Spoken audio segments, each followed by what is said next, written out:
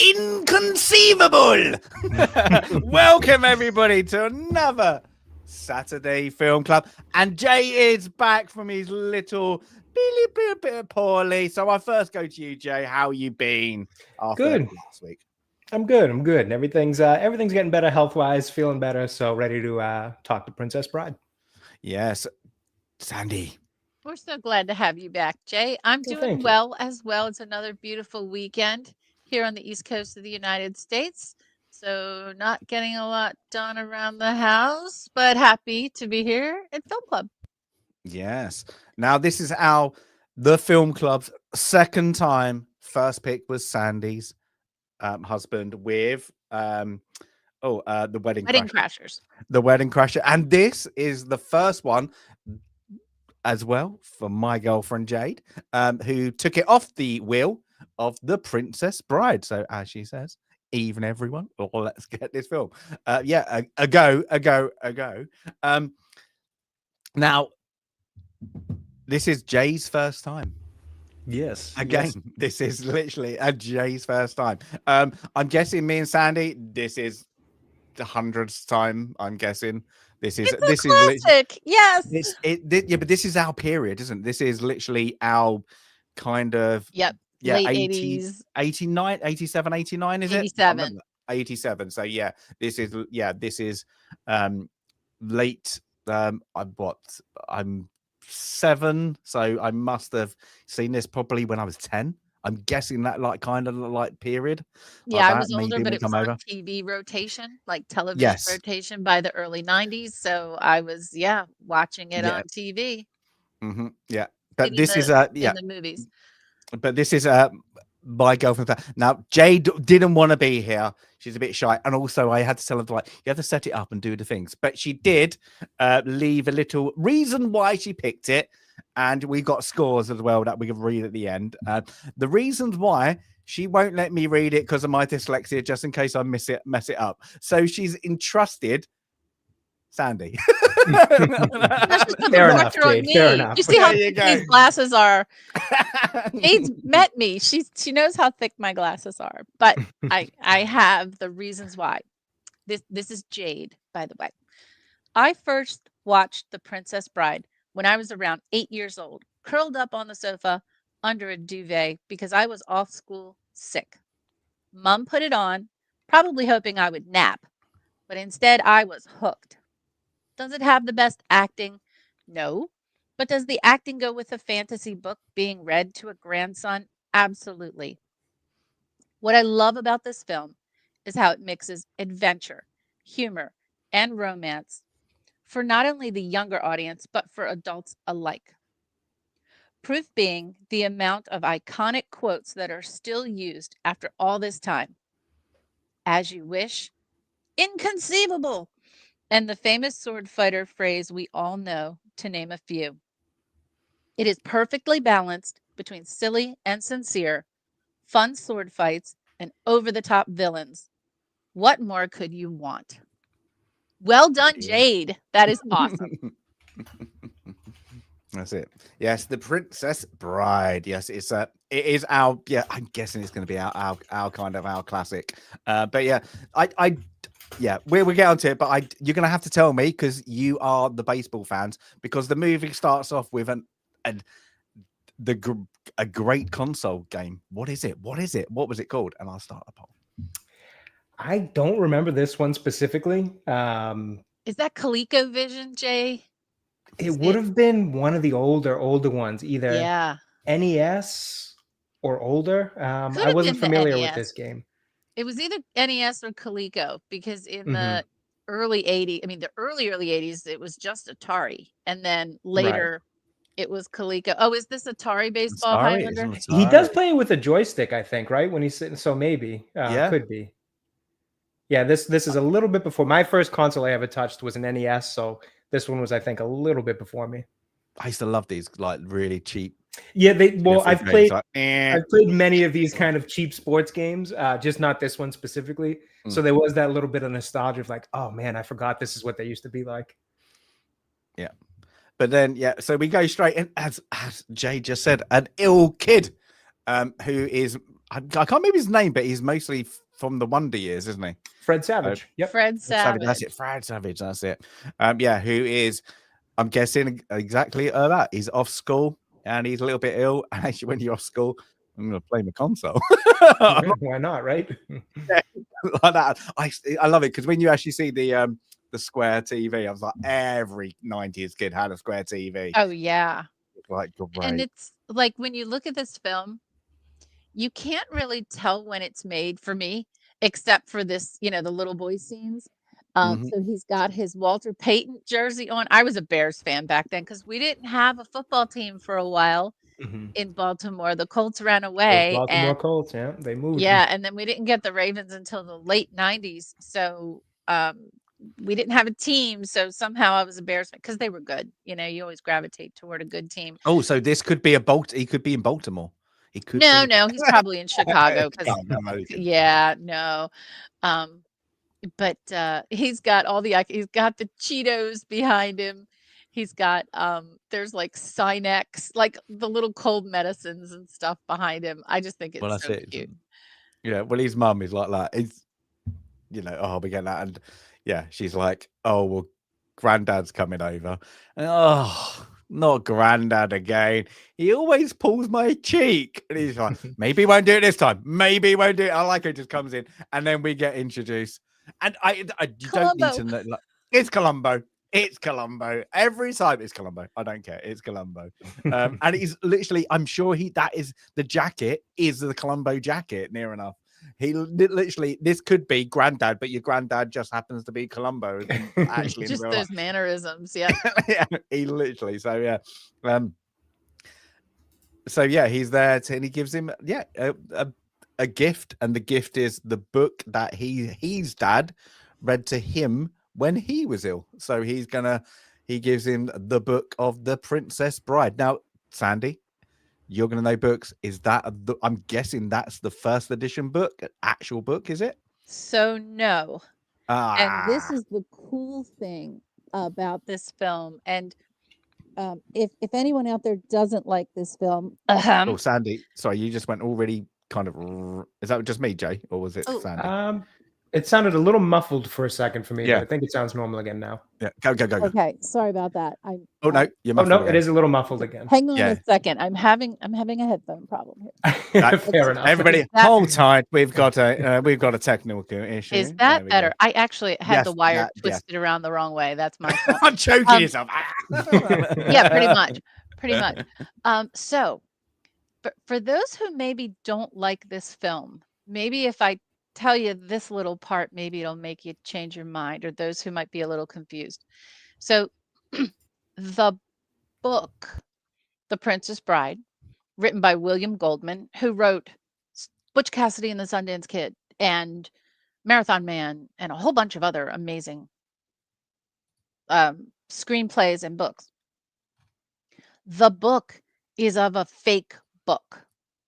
Okay, so the book itself begins with the writer telling the story of his grandfather coming to read him a story, just like in the film.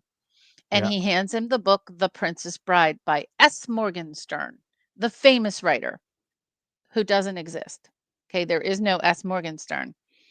So the book, The Princess Bride, the title is actually The Princess Bride. What is it? Just the good parts. The abridged version of S. Morgenstern's larger novel, The Princess Bride. But there is no larger novel, The Princess Bride. So what William Goldman did is create a book about a fake book and pretend that it was condensed, because when the grandfather starts telling the story, the kid says, "Can you just skip to the good parts, please? Can we skip over all this? Can you skip to the good parts?"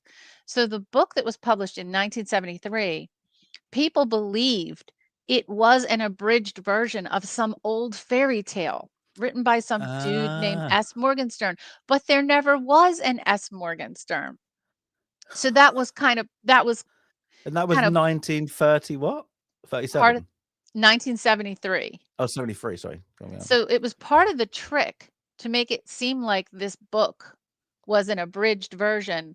And William Goldman made people believe that his father, it was a father in the book, not grandfather, made him Hmm. believe that his father really was reading him a big storybook, and that he kept saying, "Can we just skip to the good parts, please? Can we just skip to the good parts, please?" None of that ever So happened. But that was the premise for this story. So it's kind of, it's wheels within wheels. You know what I'm saying? It's a book within a book within a book is this film. So the book that was handed to the boy is the fake first edition. The actual first edition, I'll show you when we get to the notes page, was just a regular, cover of a book. yeah. But later, when like the Folio Society and other book publishers started to realize what a classic this would become, 20, 30 years later, then they adopted the oldie looking book that Peter Falk hands to Fred Savage in this scene. Mm. So that never existed. It's a fake of a fake. And they create a fake first edition, which is like the 30th edition of the book. It's just, there's so much lore to it, and I'll try not to do That this, is but some very strange marketing, isn't it? To I get a read book the in. behind the scenes book as well. So I'm going to try to refrain from going too deep in some areas, but I highly recommend obviously reading the Princess Bride book, which is very short, by the way. You can do it in a few hours. But the behind the scenes book is called As You Wish. It's by Cary Elwes, and it goes into every aspect of the book, the film, the making of, the funding, everything. And it is absolutely wonderful. It's such great backstory. So let me stop talking now. But the book, just enjoy the film. Don't worry about the backstory. But Peter Falk is handing his grandson the book his father read to him, which never existed. It's not a real book. Yeah, and then he. Interesting. Yeah, that's just a bit. It's way like. I know more- I've gone on yeah, a it's like, real no, tangent it's here. fine. It's good. It's good to know. It's good to know. But yeah, back from the movie. Yeah, so I think it's just like it's just calling granddad, don't they? It's just granddad. Something like that. Yeah, grandpa, Just granddad, isn't it? granddad. Yeah, something. granddad. Yeah, Mhm. whatever.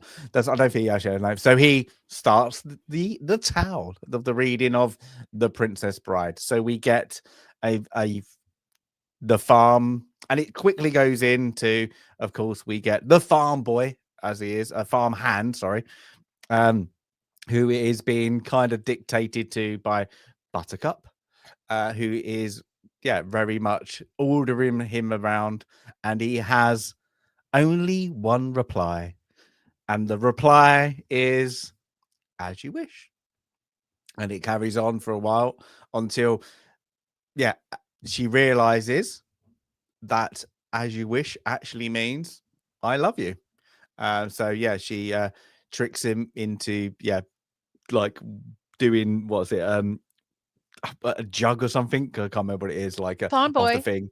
Yeah, farm catch boy. the picture for me. That's it. Yeah, when it doesn't leave what that one like that. But yeah, and so he they fall in love. They literally, from that they realize they love each other. She's mad of, but they're not just in love. This isn't any kind of love. This is true love. And so they go to kiss. Oh, Granddad, it's this not isn't a a kiss kissing him. book, is it? And he's like, "Don't worry." It's at this point. Don't. It's not. There's got like all the different pirates and blah blah blah. But you might not mind kissing when you're a little bit older. Mhm. And then we go back, to the love. This is where dear Wesley is off to seek his fortunes over the seas, so he realizes, well, if they're gonna get a life together, they're gonna have to go off. But it's now where Buttercup is, how can you guarantee you're gonna come back, like, what do you think? And he says, well, this is true love, it doesn't happen every day, so, and he will, whatever happens, he will come back. So it moves on quite quickly. And then, of course, is it 5 years? I think it's 5 years, isn't it? 5 years later, we get the tale of the narration off Columbo. I'm going to call him Columbo. That he has been shipwrecked, wasn't it? Or aborted by the Dread Pirate Roberts. And the Dread Pirate Roberts does not leave any survivors. So he's assumed dead. So 5 years has gone past. And she even makes a vow that she will never love again. And then we get now to our Prince Humperdinck. Humperdinck, who is giving a talk about he has the right to choose whichever woman he wants to marry in the kingdom. So, of course, he has chosen a commoner like you of Princess Buttercup. So she's but she's he's telling her that you will fall in love with me, but her only comfort is to go horse riding. And of course, while she's going horse riding, she comes across they call themselves a circus group. And where is the nearest town? There isn't anybody from miles away. Well, then nobody will get you. Literally, when Andre's hands, every time they're near somebody's head, I'm just amazed. I've got a picture later. It's literally like, oh my gosh. And from the making of book, they talk about just sitting down to lunch, and his drink had to be in pitchers, like beer pitchers, because he was a giant. Well, if you ever look into stories of how they used to travel back in his wrestling days, and what he could, the amount of beverages, he could put down, it was. Jay, I think phenomenal. you've definitely watched Andre the Giant, the documentary, haven't you? Have you seen that one? I've seen documentaries on him. I don't know if I've seen that specific one. Watch the Andre Giant. It's specific. Okay. I think it's 2001. I think it is. Or like, it's really absolutely one of the. It's literally a 9 out of 10 documentary. It's absolutely, and it makes you like, it's about his life, but it's it's so sad. He's literally at this point in time, he was necking, like, because he was in so much pain, because he died 6 years later. He was necking. They would said up to 100 beers and 3 to 5 bottles of wine a day. Just insane. A day. And that's just because the painkillers he was on just didn't do anything. And they were like, they couldn't things. And then this, like, they go into the documentary about this, into this movie. And we get to the end, when she jumps, that actually happened. He was like, no, just do it. And literally, there's loads of, like, he had so many problems, but he was just like such a professional. He was like, no, we'll do it. So like that. Yeah, he even went back to wrestling a few times after he really shouldn't have, because he was just a professional, and they called him back, and he would do it. It's a really interesting story, Andre the Giant. Sad in a lot of ways, unfortunately. Now, I don't know. Oh, sorry, go ahead. I was going to say, since we're talking about him and being a professional, so he's very self-conscious about his accent because he's French, and he learned English by listening to it, but reading English was troublesome for him because he was self-conscious about the accent. And so instead of him reading the script, on paper, he asked Rob Reiner if he and the other writer would record his lines and he would listen to them on tape. So he was making sure that he was, learning the accents correctly rather than reading them off paper. And so he would listen to the recordings constantly, and he learned all his lines without having a script. Like he knew and it's very few, obviously, but he was just so self-conscious about his accent. And even though they're like, no, we love your accent. He's like, no, I want to do it right. Would you record the lines the way you want them said? And so they did. Very So they interesting. recorded little cassette tapes for him. And he walked around with his little Casio cassette player, like some of us had in the 80s, and his headphones. And that's how he was learning his lines. Oh, that's really great. Yeah. Did you know if this is a fact that only Jay told me last night, he was the first choice, but because of another actor, he nearly didn't get the part. Do you know who that another actor was? But because the actor got really famous. No.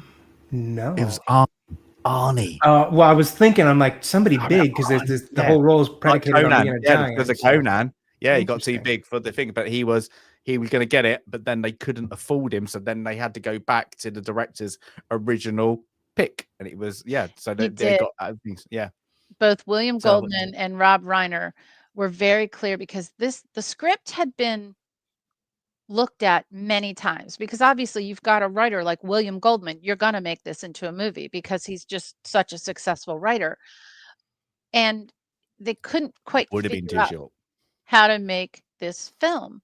But Rob Reiner and William Goldman said, we have to have the three characters that have to be perfect were Wesley and Buttercup and Fezzik. The three. I would have thought he would have said Inigo Montoya, but they said no, Fezzik had to be perfect, and they had in their mind Andre the Giant. The other person they were considering was, and I don't know his name, but the actor who played Jaws in the James Bond films. Oh yes, yeah. I don't think I've ever heard him talk. But they really wanted. Yeah, I haven't either. They really wanted Andre the Giant, and they were thrilled they could get him. Yeah, looking at just the stature of like the fight we're going to see in a minute, it just makes sense to have a giant like that. I can't even like at this point there is what you got in the. I'm just thinking off the top in the WWF Earthquake maybe, but it doesn't have the look. He doesn't have the stature of Andre.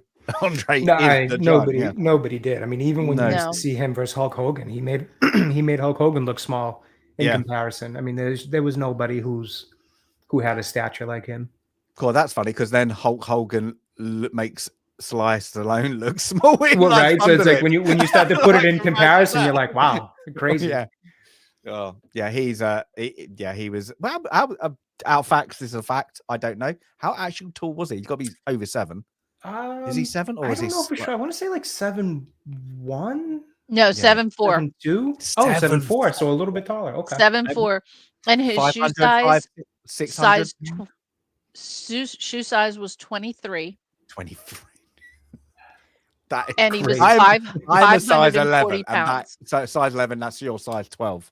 So yeah, that's ridiculous. 540 pounds.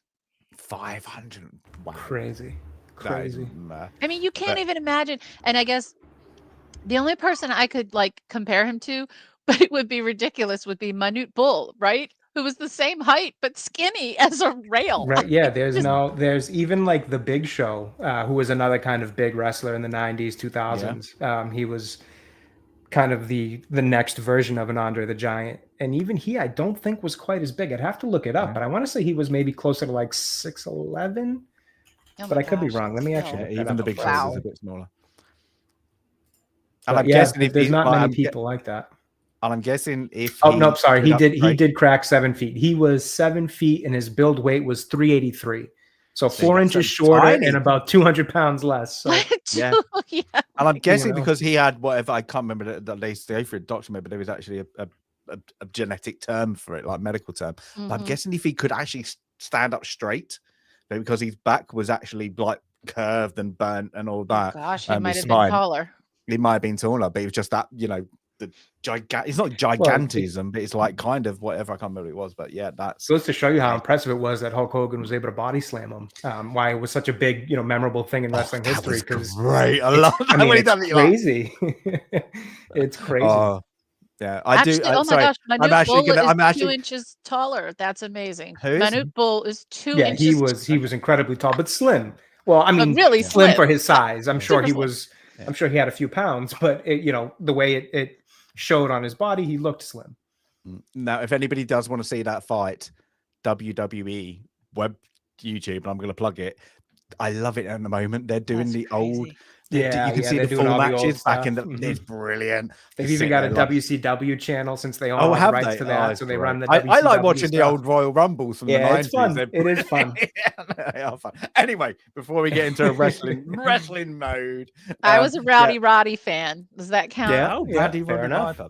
Roddy Piper. British Bulldog has to be. Yeah. Has to Fair be. enough, When fair they enough. actually introduced him, you're like, oh, we've got one person, and then you realise that everybody else, there's loads of Brits. Like the Big Show's British as well, isn't he? So it's a thing. But yeah, so we get to now inconceivable like that. So we get to our Sicilian, yes, of what's he, Vicini? Vincini. Sounds right, I think. Yeah. So This guy is so annoying. His voice He just plays goes a through me great like. annoying guy. Oh god! It's like the only time I've ever liked his voice is Rex in Toy Story. Outside of that, his voice just goes he's right Rex? through me. I believe so, unless I didn't know that. unless I'm wrong, but I do believe. No, I he is think Rex. you're right. I just don't know like Oh, all his voice goes through me like different anything. It's the it's worst. great. But but that's why I said that's why he's a great casting for that, because he's so annoying, because he's small. The other two are quite laid back there, and then this part he just shouts at them, and what is Andre's character called? Oh, what's his character Fezzik. called? Fezzik. Fezzik. Yeah, he could just dunk dead, like whatever, but he's so sweet and nice. They're like, and then they even after they get shouted. Yeah, and then they have this kind of a rhyme off. What is terrible rhyming like that before, it's terrible. So they're off, and the whole point they've now kidnapped our Princess Bride, Buttercup, because and he instigates that Gilda, who is across the seas, the arch enemy of Humpledinks, I suppose, the Florin, he will now frame them of kidnapping Prince Humpledinks bride to be, to start a war. He just wants to start a war. Yeah, that's all he wants to do. He's been paid. But he's been paid to start a war, and that's what he says. Like in this bit, isn't it? We are paid to do this. You're not here to use your brains, and he will kill. Buttercup. So at one point, and they're like the other two. I'm not sure about this. You're not here for thinking. You're just here to be like paid. A nice lady.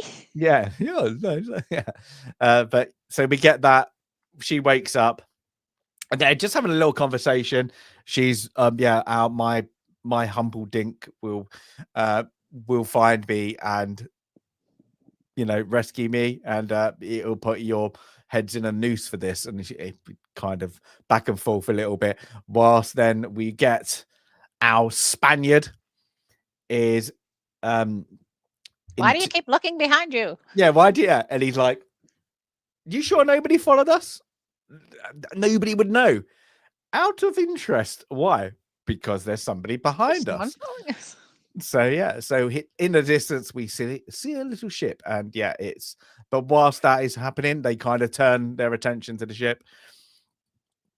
Buttercup jumps in the water to get away, but unfortunately she is in the shrieking waters. The shrieking eels. But they called I think they called the water something. I think it's the waters of the shrieking eels. Yeah, that's maybe. Yeah.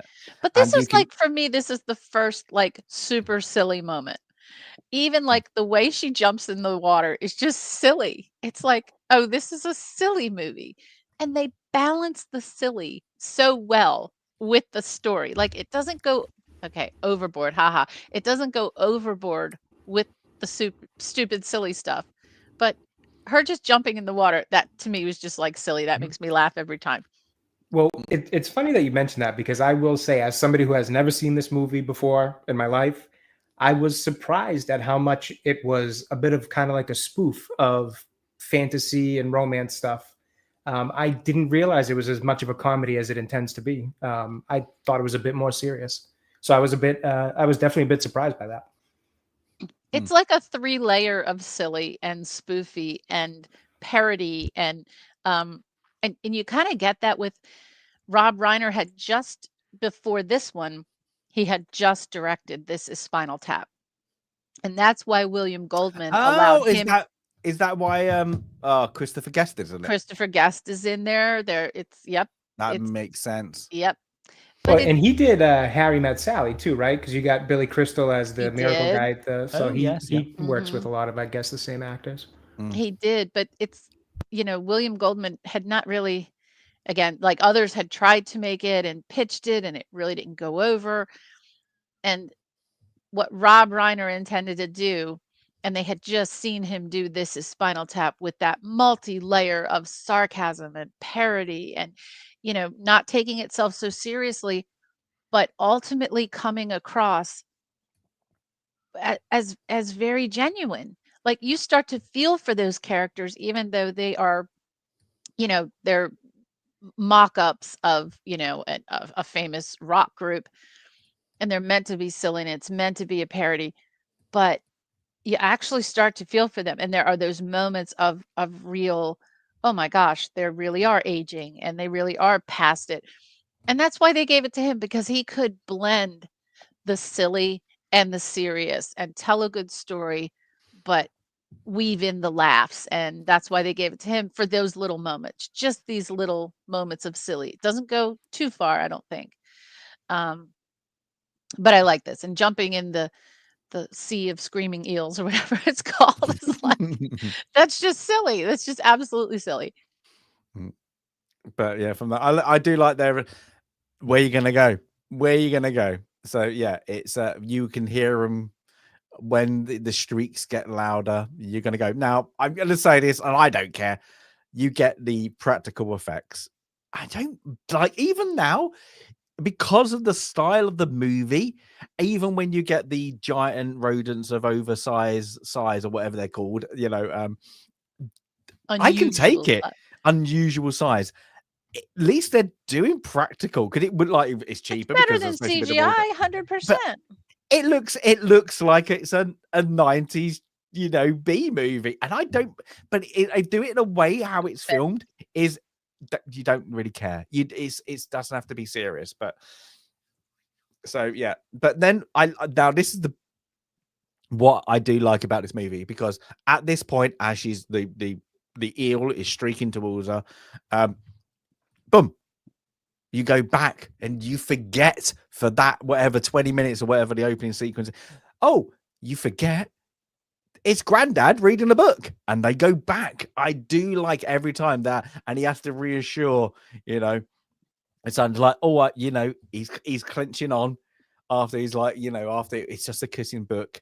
I do like that, because I like leave at the end, but I will say it again at the end, is I do like is are you getting the movie from the point of view of the granddad talking, and that's he's imagining? I like to think it's the point of view of the child, and that's why the acting is a little bit wooden, because it's the point of view is you're seeing what as a child you would see if somebody was reading you a book. So I always think that. So I like it when they cut down and it stops. The granddad wants to talk to the grandson. It stops there, and that's why I do like that, because there's so many parts you get dragged into the movie, and then you go, oh yeah, I forgot they're reading a book, So yeah, it's I do like that. It also explains why they skip through some stuff. Like, there are things that move really fast. And he does that, yeah, because it's only the good parts. Because in reality, he's just trying to. Sorry, I'm going to keep doing it. In the book that I read, the book of this book that I read,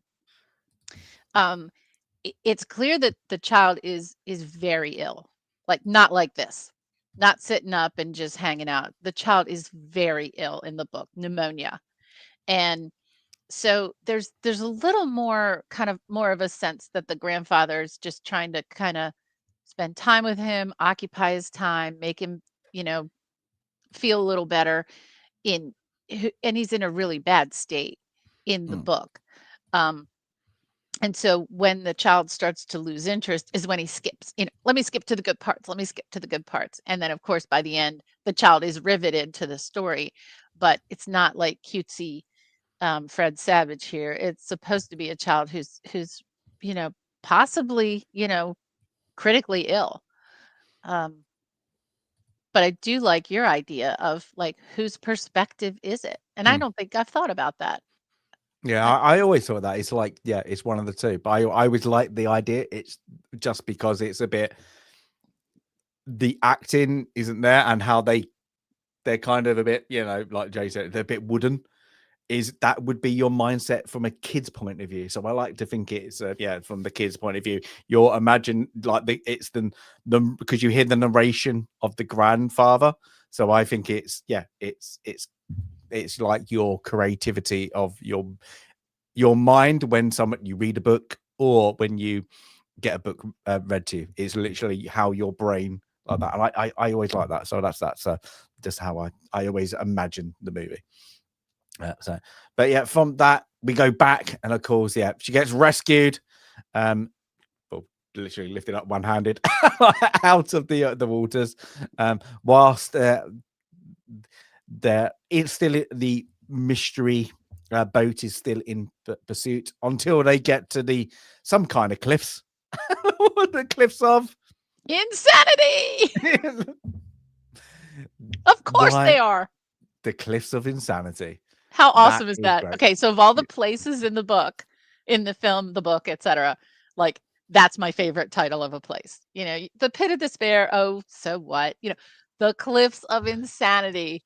Love that. Absolutely love that. What's going to be named? That's what it's going to be named.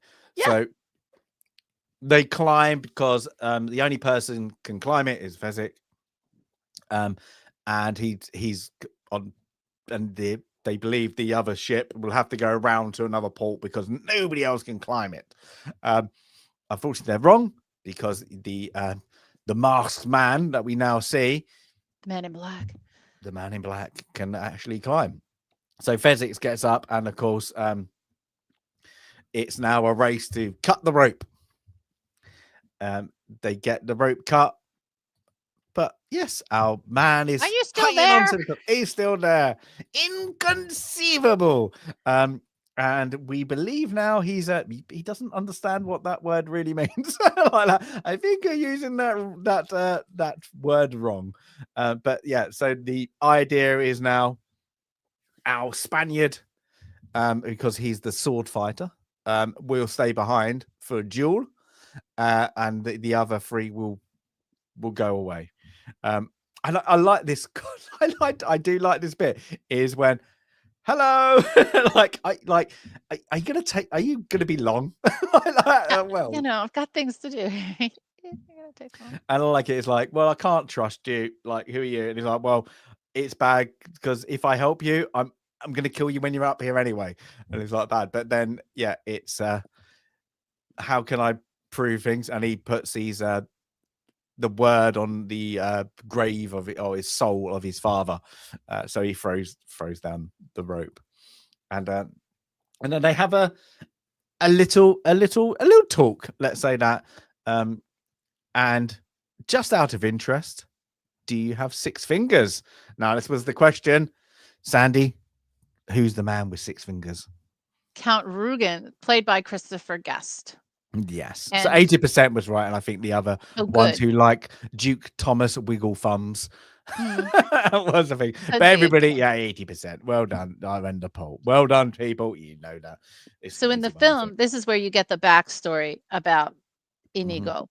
But in the book, you learn about it actually at the very beginning. So the very beginning is the father and son, and the beginning of the story, and the initial farm boy and buttercup. But then it goes to Inigo's backstory when he was a young boy and his father was killed.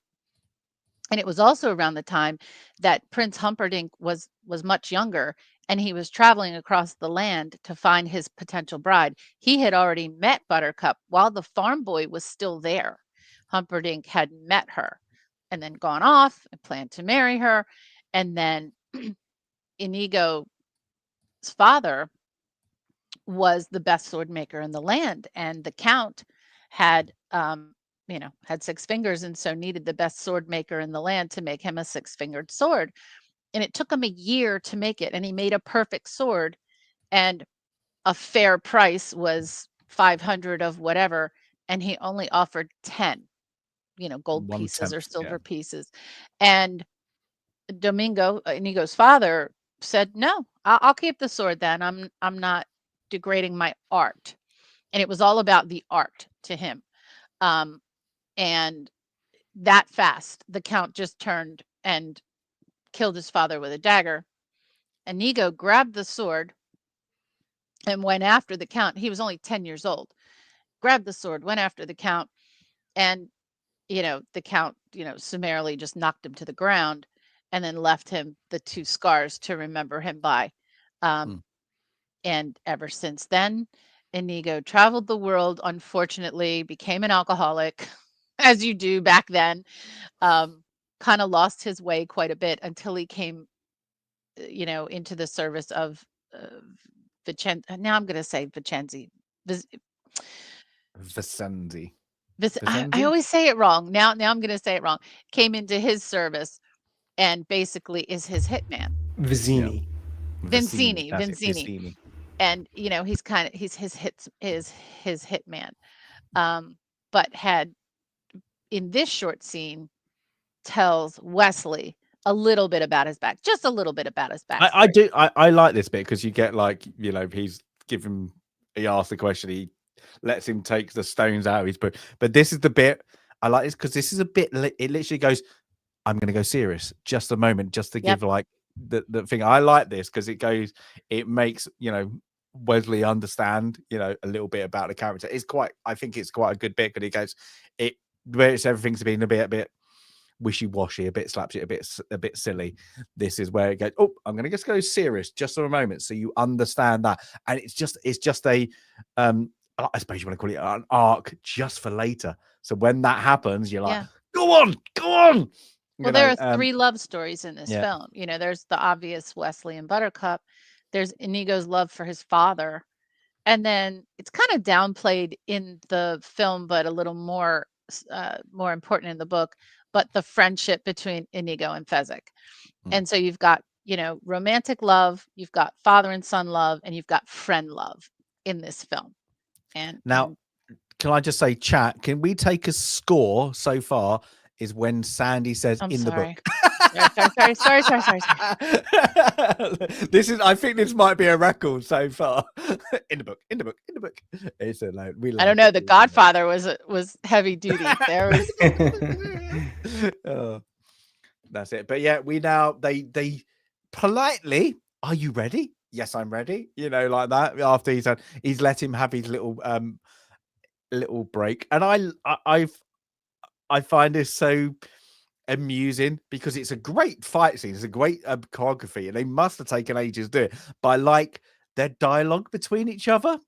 It's like, because they're fighting and they're explaining the fighting style, but also, who are you? What are you? They're having a little bit of a little bit of a fun at the same time. And this is where he realizes Wesley is actually the better fighter, but there's one thing you didn't realize, and I like that after is, well, I'm right-handed. And then they carry on after, well, there's something I need to tell you, I'm right-handed too. And it's just a silly, even when they do the flip over the top and they both do it and they land, it's like, who are you? I must know. No, you're gonna be disappointed. And it's great. I just love the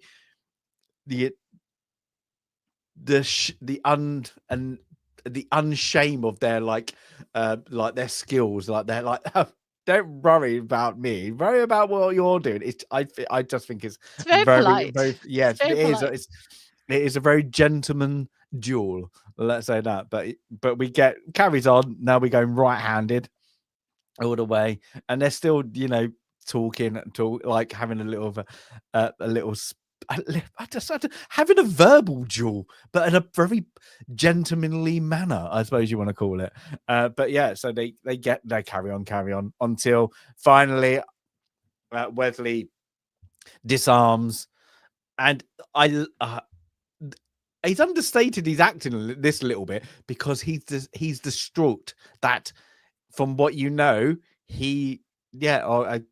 end it quick, I'm sorry, father, and he's like, well, I could never. He calls him an artist, doesn't he? And he's An like that, and artist. he's like, Yep. but I can't have you following me. Donk. Like that. So he appreciates his skill as a swordsman. That's it. But then, of course, so Wesley's. Before you leave that scene, so you mentioned about the little wordplay between them. That is where you get a lot of the backstory on both of them, which in the in the book, you would have read through. Now, you mentioned about this sword fight. Let's talk about this here. This is regarded as one of the greatest sword fights in film, and I looked it up, and many different websites listed in their top 10. There's a Reddit poll, there's an IMDb, there's all these other polls, and it's in the top 10. So if you Google greatest sword fights in film history, you'll find obviously The Phantom Menace, you'll find Lord of the Rings, you'll find The Duelists, which we'll talk about next week. But now if you Google, instead of Googling the greatest sword fight in film history, Google the greatest sword fight in film history without stunt doubles. And it's this one. Because Cary Elwes and Mandy Patinkin did this entire set of scenes themselves. And when you mentioned earlier about they must have practiced, they practiced for 4 months, 8 hours a day. No kidding. And when Cary Elwes found out that Mandy Patinkin started his training 2 weeks ahead of him, he got really angry and really competitive. And he tried to hurry up and catch up. And so they were going to like individual fencing lessons and sword theater sword play lessons. And then when they came onto set to film, they had another several weeks of practice together. They learned their entire sequence, and then they had to learn their opponent's sequence. They learned the entire sequence left-handed. Both of them are right-handed in real life. They learned it left-handed first, then they learned it right-handed. This took months for them to get to this point. And near to the end, when it was about time to bring in the stunt doubles, they were both like, oh, hell no. We're doing this. We'll talk a little later about the people who did the training. I'll save that for later. But the two folks who trained these two. But it is, if you Google greatest sword fight in film history without stunt doubles, it's this one. See, that is crazy to me because I'm going to be honest. I thought this was a bad fight choreography. I did not think it looked good at all. I thought it looked very cheesy and not great. And to put it in comparison with ones like Phantom Menace and Lord of the Rings, that is crazy to me. Well, take the music out of it.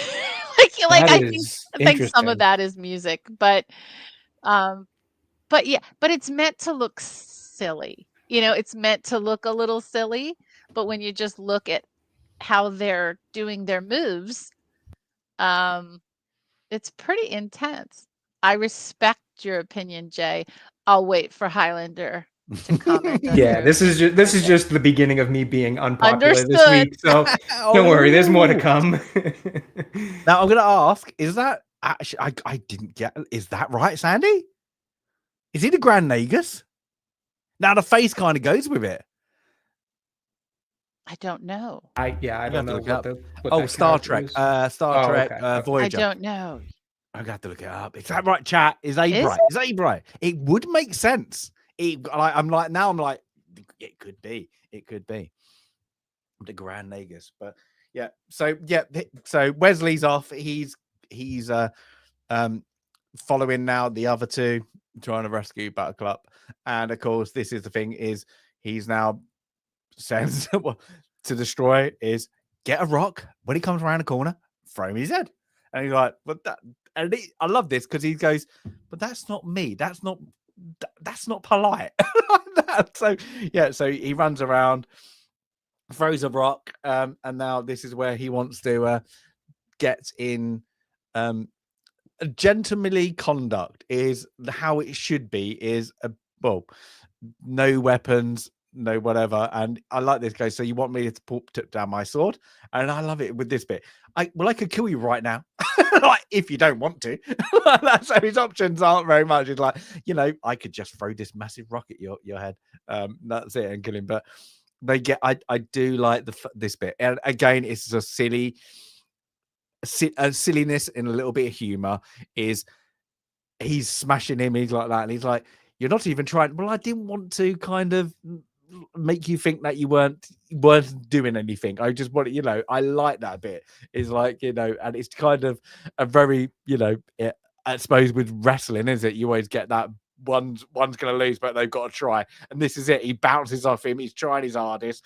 Well, I just want to make you not feel bad. You're not going to win. I do like it. But finally, he kind of gets him in a choke hold. I'm gonna guess it. It's not a sleeper hold. It's a choke hold. But really. look at his head. I know.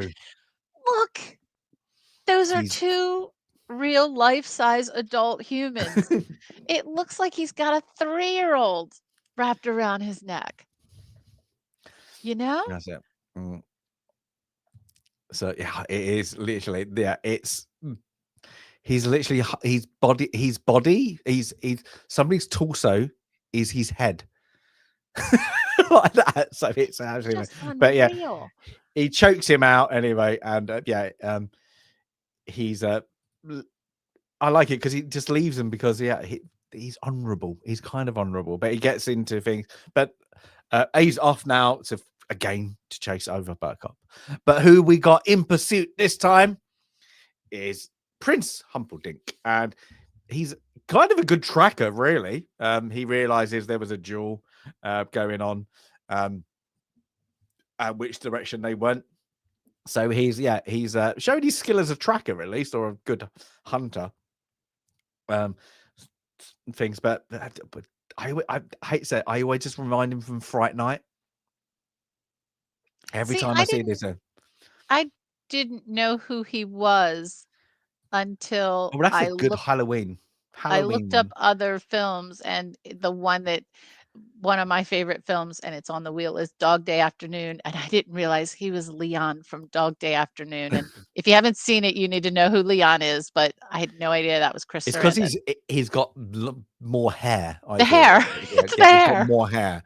Yeah. So he always has short hair. But you both seen Fright Night, the original one, not the. I have not. No.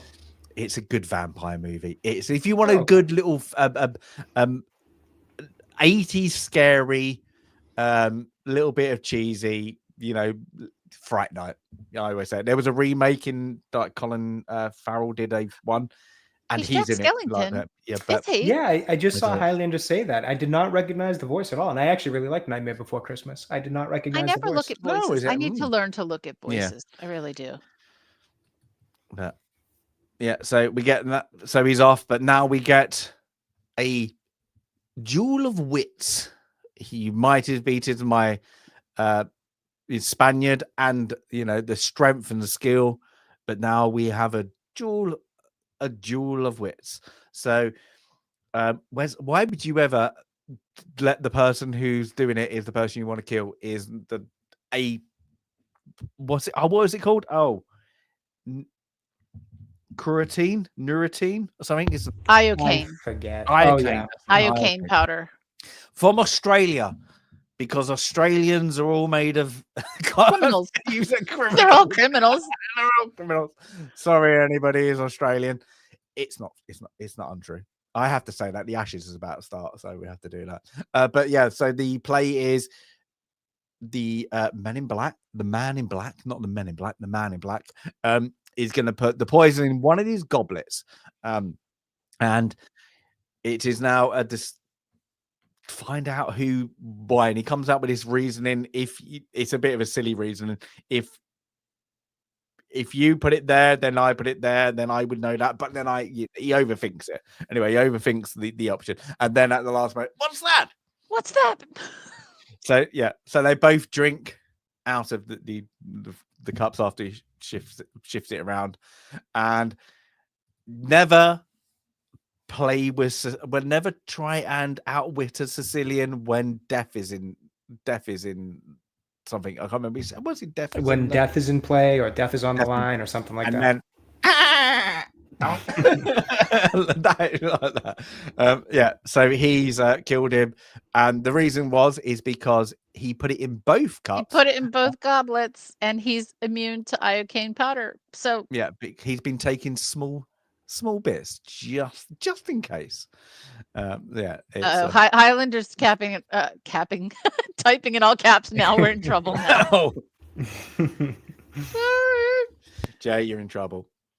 No, that was for you. You didn't get the line right. All of us. I will be in trouble eventually, but we're not getting the I typed it. I don't know. I don't see. Highlander thinks I read what he says.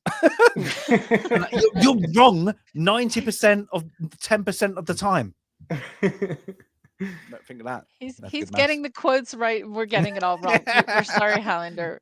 We're sorry. Yeah, but you can look it up. I have to talk. Yeah. That's it. But yeah, so again, Humperdinck is again on the hunt, and he's right on the trail. He's now at the border fight, like the choking fight, and everybody's gone. Where we kind of get a back and forth now from the Man in Black and Buttercup. We get to find out that he is the Dread Pirates Roberts, and she is more than annoyed, I suppose you want to call it, that she knows that the Dread Pirate Roberts killed her true love, Wesley. But then we get the Man in Black having a go at her is because he seemed a no decent guy, and he told me about you, but you went straight off and went to marry your Humperdinck, your royalty, for money.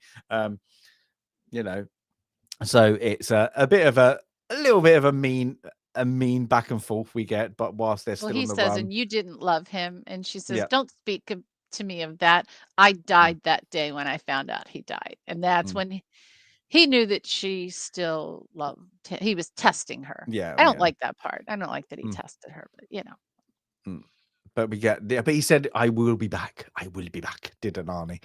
But yeah, so he's still having a go as we get the Humperdinck's little posse, I'm going to call it. Yeah. Are on the things, and where he turns his back to have a look at things, and she you can die as well. Yeah, you can die as well, whatever. And yeah, pushes him down a little hill, I suppose, like quite a bit of a hill. And then all you hear is, as you wish. Oh my God, it's Wesley, my Wesley. And yeah, she goes raving on. I do like that every time. It's so bad, and I don't care. It's silly. Yeah, but even to the bit, when you see it, when you see it, it's blatantly two men doing it. Yeah, it's literally. Honestly, I didn't even catch that.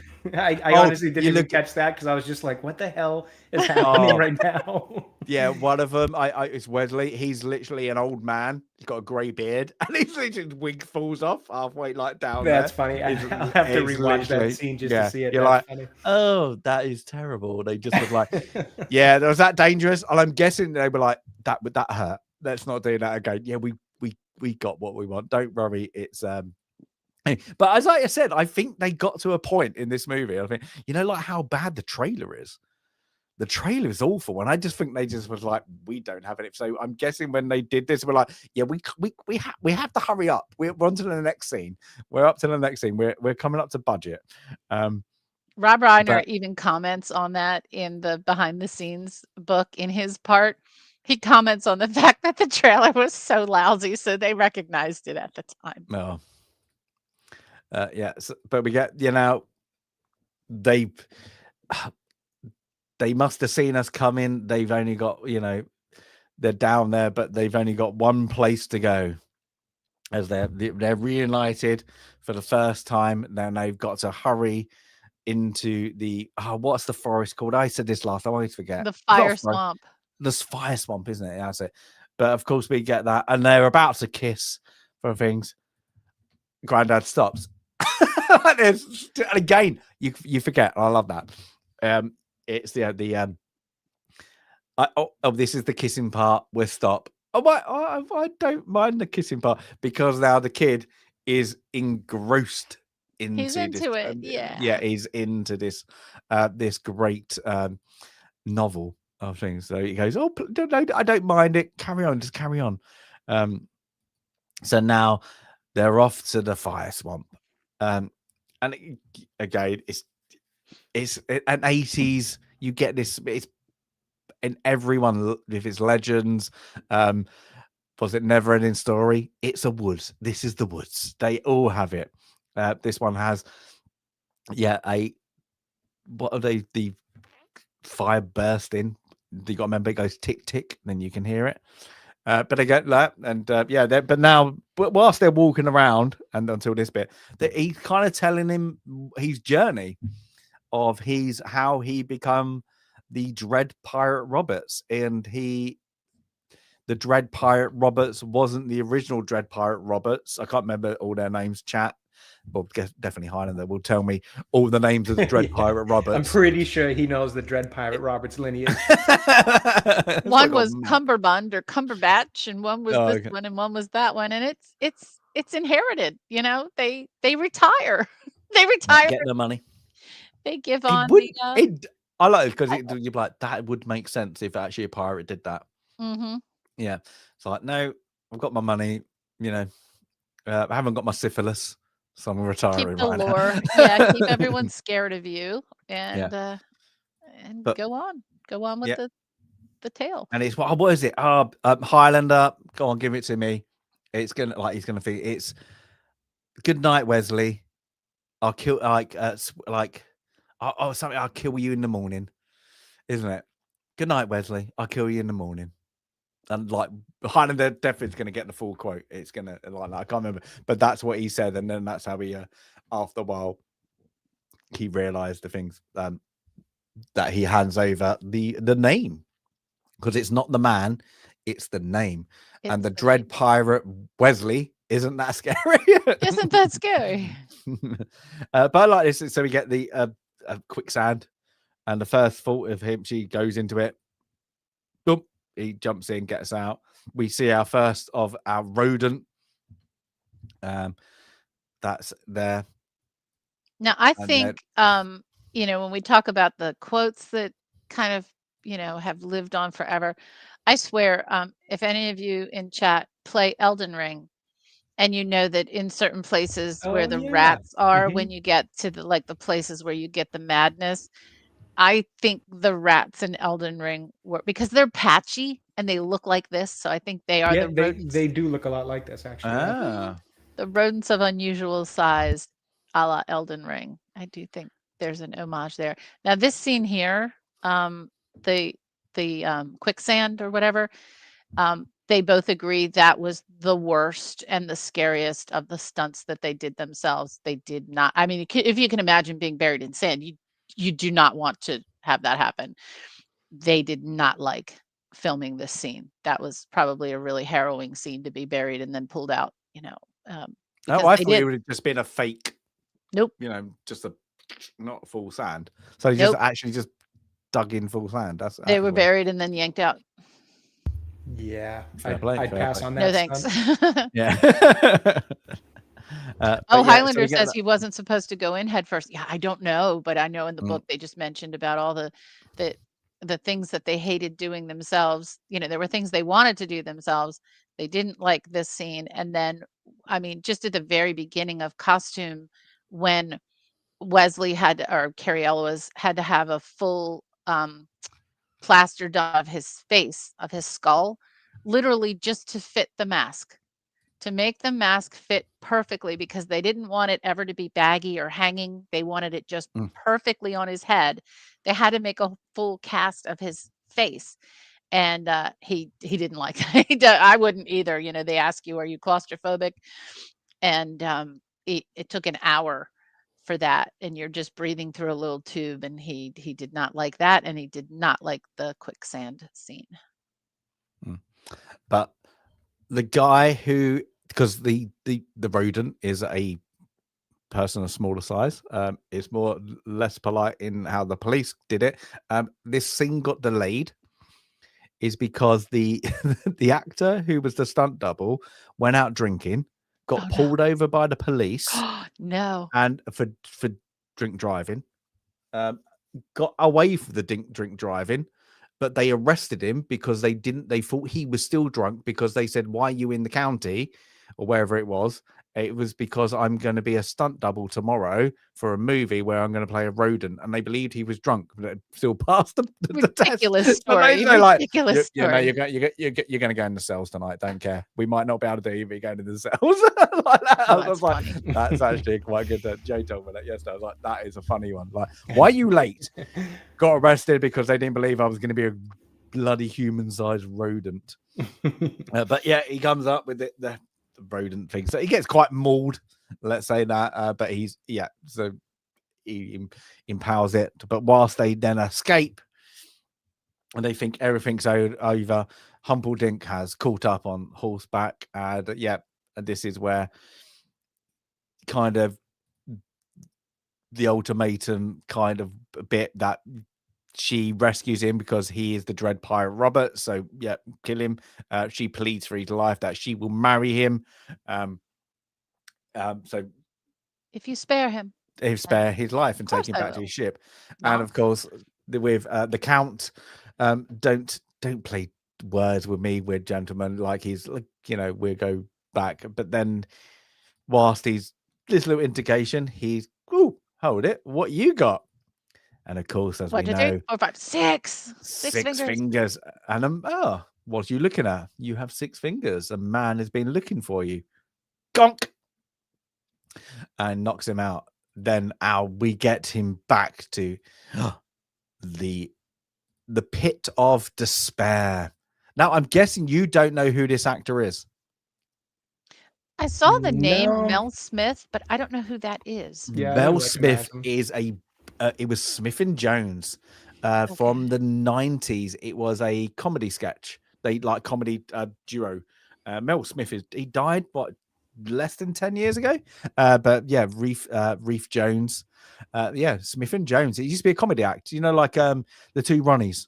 But like that, they exactly the same, but from the 90s, and they like a massive comedian act. So when you see that, as I'm looking at his IMDb picture, he looks a little bit more familiar than he did in the costume.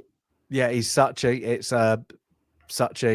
British actor, like a very comedy British actor as well. So he's every time I see him, like, it's Mel Smith. But like, as an American, you never ever get it. Like, I'm guessing that never went on. I think it was on Abe's and Chatty. I think that was like an ITV kind of thing. It was like a late night, 30 minutes once a week. Yeah, like them doing between them things. Have a look now.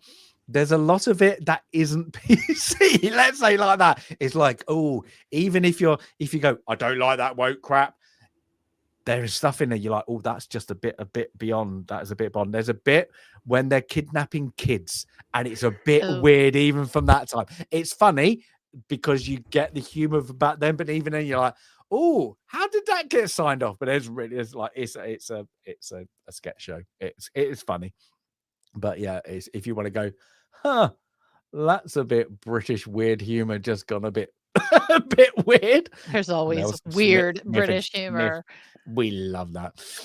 But yeah, so we get him, and he's You're in the pit of despair. Well, you're in the pit of despair. Sorry about that. So yeah, and I'm known to torture, but not to the machine. So we now know there's a machine.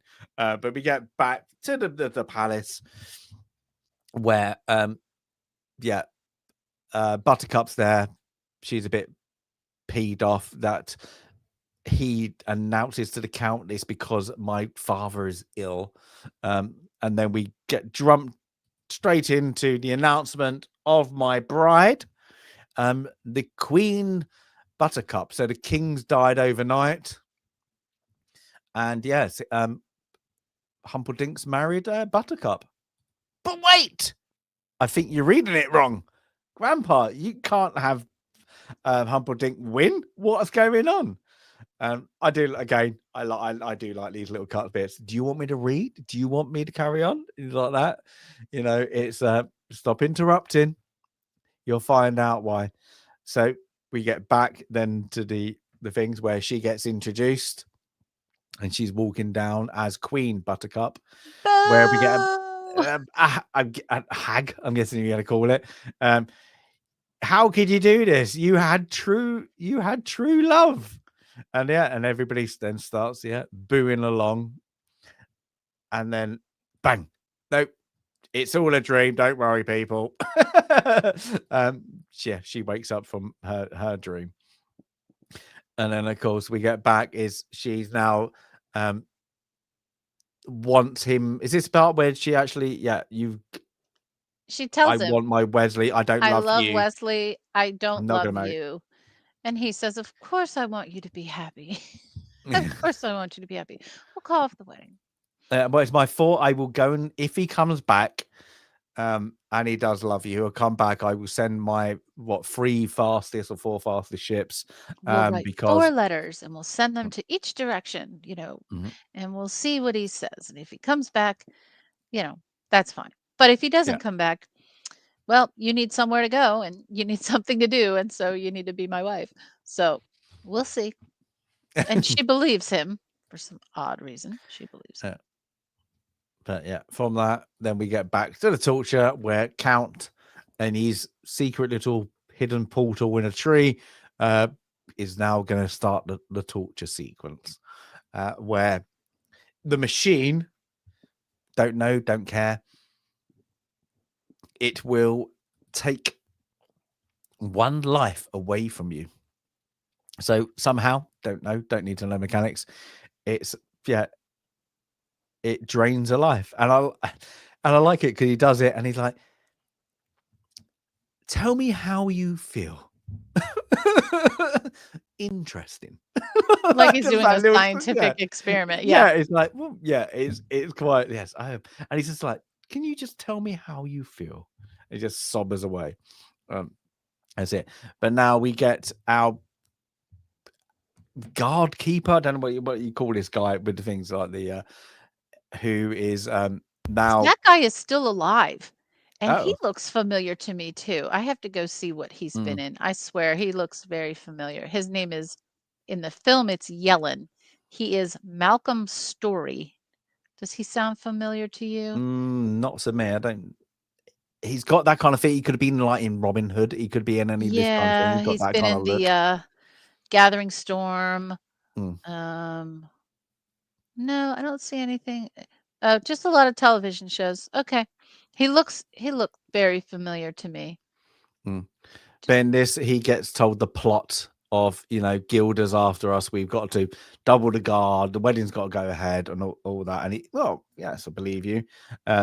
Whereas we've got now the Buttercup is what's going on, what is happening. He's not here, but we're going to, once we get married, we go to the docks, and our ships are going to be there. Every ship. What, except for your fastest. So she kind of realizes now he's lying. Where Humperdinck's has got out the brute squad to clear up the rubble out of the. I'm sorry, forest. Highlander. We're sorry, Highlander. Oh, We're misquoting. We're sorry. misquote it. This is the Brute Squad, though. The Brute Squad's going to happen, where we have a Spaniard that's causing trouble. We'll get them out. And yeah, look at that hand. Look at that hand. It really just blows your mind how a human can be that size. So yeah, he picks him up, and then I like this because every night he's gone back to being a bit of a drunk. And yeah, but he's like, oh, at least you're here, at least you're back. He kind of sobers him up by dunking his head in cold water, of like, but now how they can get their honor and back, we need to find the man in black. He's going to help us. So yeah, it's now they're on another mission. But whilst this happened, we get then Humperdinck is now issuing, close everything thing. Nobody can get in. I don't want anybody disturbing the wedding. Don't worry, I have the only key. And whilst that, and then we get Buttercup this is where I can't remember. Is this the bit where she says, sorry, Highland's gonna hate me. Highlander will correct you. Highlander, is this where she says she's gonna kill herself? Is like that if I think she does, doesn't she? No, not yet. They have to rescue him first, because then then there's another quote. No. Yeah. So yeah. So we get oh no, this is where she just kind of says you're a bit of a slime, doesn't she? Kind of Highlander would know the words off the things, and like and this is where he kind of backs down, doesn't he? He's like backs up his own persona, like you dare, I am a prince, kind of in a way, and he gets a bit annoyed, like because she wants her Wesley, and he goes to the pit of despair, and he's like, you about true love, has a go at him, but this time you never get it. Crank it up, and he smacks it to level 50. Take out 50 years of his life. Yeah, boom. And yeah, no, the guy in there's like, no, it's not never level been 50. tested. Not level 50. And the cry that he makes is so loud and resounding, and not to 50. Not to 50. And you can hear it far and wide. And Inigo and Fezzik hear his cry, and say, that is a man in, is it total despair, total anger? I'm going to quote it wrong, Highlander. We must go to him. And I do like when Andre actually move. I'm like, wow, I bet you that is what he was like. When he actually got angry, I bet you, because Jay, you're a wrestling fan. There was a wrestler he hated because he kept on and there was a wrestler he absolutely despised because he put too much body oil on. I can't remember which one. And every time he went into the changing rooms, apparently I don't know who it was. He just apparently shouted, "Get out of the," like that, because he just like that. And he's like, and everybody was like, oh, when Andre got mad, everybody else backed off, was like, no, if you got trouble. I can't remember what it was, but I was like, that voice, I bet you that was his voice must have been, when he got angry, must have been, oh, run away, because you're the only thing you can do is outrun this guy. Like that. It's funny. But so they get to, they chase after, they get to find Mel Smith's character. I don't know the name. It's just the albino. He's just called the albino. Oh, is it albino? It's like, where is it? Let jog his memory. Donk. I think I jogged him too hard. Like that. It's like, but again, don't foul me now kind of moment. It's again praying to his the soul of his father. What he, I'm guessing he goes for the sword, is to find the passageway to the pit of despair. And even when he thinks it gets it wrong because it goes to a tree, lucky enough, the tree opens up a little secret passageway. But they get there and he's dead. Our man in black is dead. You've read it wrong again. Like that. He can't be dead. Yeah, it's again, I just like it. It's just the what no. So yeah, do you want me to stop? Is it we've is this too much for you? Or do you want me to carry on? Carry on. Okay. And now we get back to the story within the story of Billy Crystal as the what is it? Magic Miracle Highlander. Max. Miracle Max. Miracle Max. Is and he's there to revive the dead. So he's and he was once at the court. And what did he do? I can't remember what he did wrong. What did he do wrong? Oh, I don't remember what he did wrong, but he was banished. Yeah, he was banished. Yeah, and so not Humperdinck. So he wants revenge on Humperdinck. We find out, but yeah, he wants to know if there's all dead and part dead. Mostly dead. Mostly dead. And it's literally, let's find the last word. True love. But does he say that, Sandy? I don't know. No, he doesn't say true love. He doesn't. He says true love. It to bluff. And there's it like to play or something like that. To play. What we all know is a card thing from to play. Now you're just pissing me off. I'm gonna piss you off. Yeah, so it's to bluff. So, but then it's like, so he's a card. They believe he's a card shark, and then the witch turns up, and yeah, this is Highlander. You've already said it, so I'm going to misquote you completely. And the She's movie. not a witch. She's get away, you witch! I'm not a witch. I'm your wife. Who she kicks off of like, no, you've got to help. It's true, due to the true love, and this magical pill, what they've covered in chocolate, could it go down easier? Why? Don't know. And I've heard this in so many blurps or things like that. Good luck storming the castle. Do you think I'm going to say I'm going to do it? They can do it. Yeah, it would be a miracle. It will take a miracle. So off they go to the palace. But he's castle. Miracle Max, so it's okay. Miracle Max. Yeah, and they dive down the thing. Now that's the picture. That is the picture. That is the size of his hand to somebody's head. Oh my god! When you see that, that is ridiculous. It looks like CGI. It looks like bad CGI of Wesley's head, but it's not. So in wrestling too, they have the move that's called a chop, which is just slapping your hand across somebody's chest. Can you imagine taking a chop from Andre the Giant? That's got to be awful. It's like a frying pan. Brutal. Highlander with the $2. I have a particular set of skills. Indeed. Thank you, Highlander. And that is, we have butchered it, so we'll let you have that one. But thank you very much for the $2. But yeah, it's just like every wrestler, they must have gone, who you fighting, Andre? You just mean like, oh, because I'm guessing his slow motion was a really fast motion.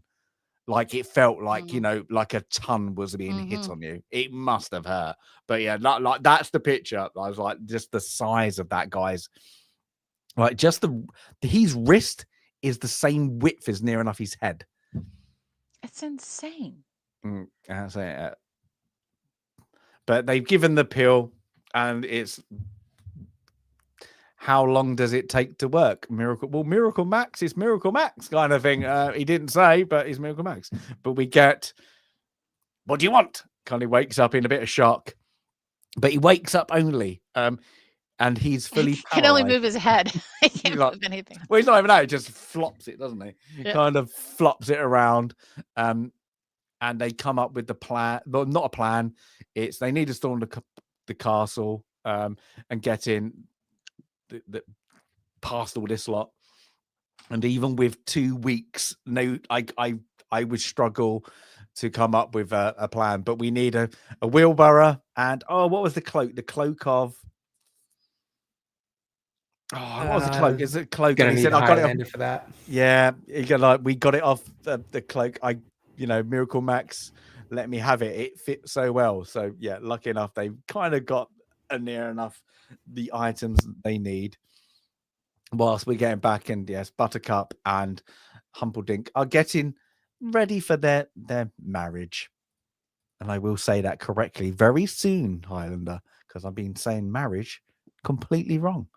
But yeah, they carry on. So now it jumps into nighttime. Don't care, don't things. Oh, there you go. The Holocaust. I say a Holocaust cloak. Good. That was it. Yeah, that was it. Where now they've got the plan to get in, and now they've got the wedding, and we have now marriage by the great Peter Cook.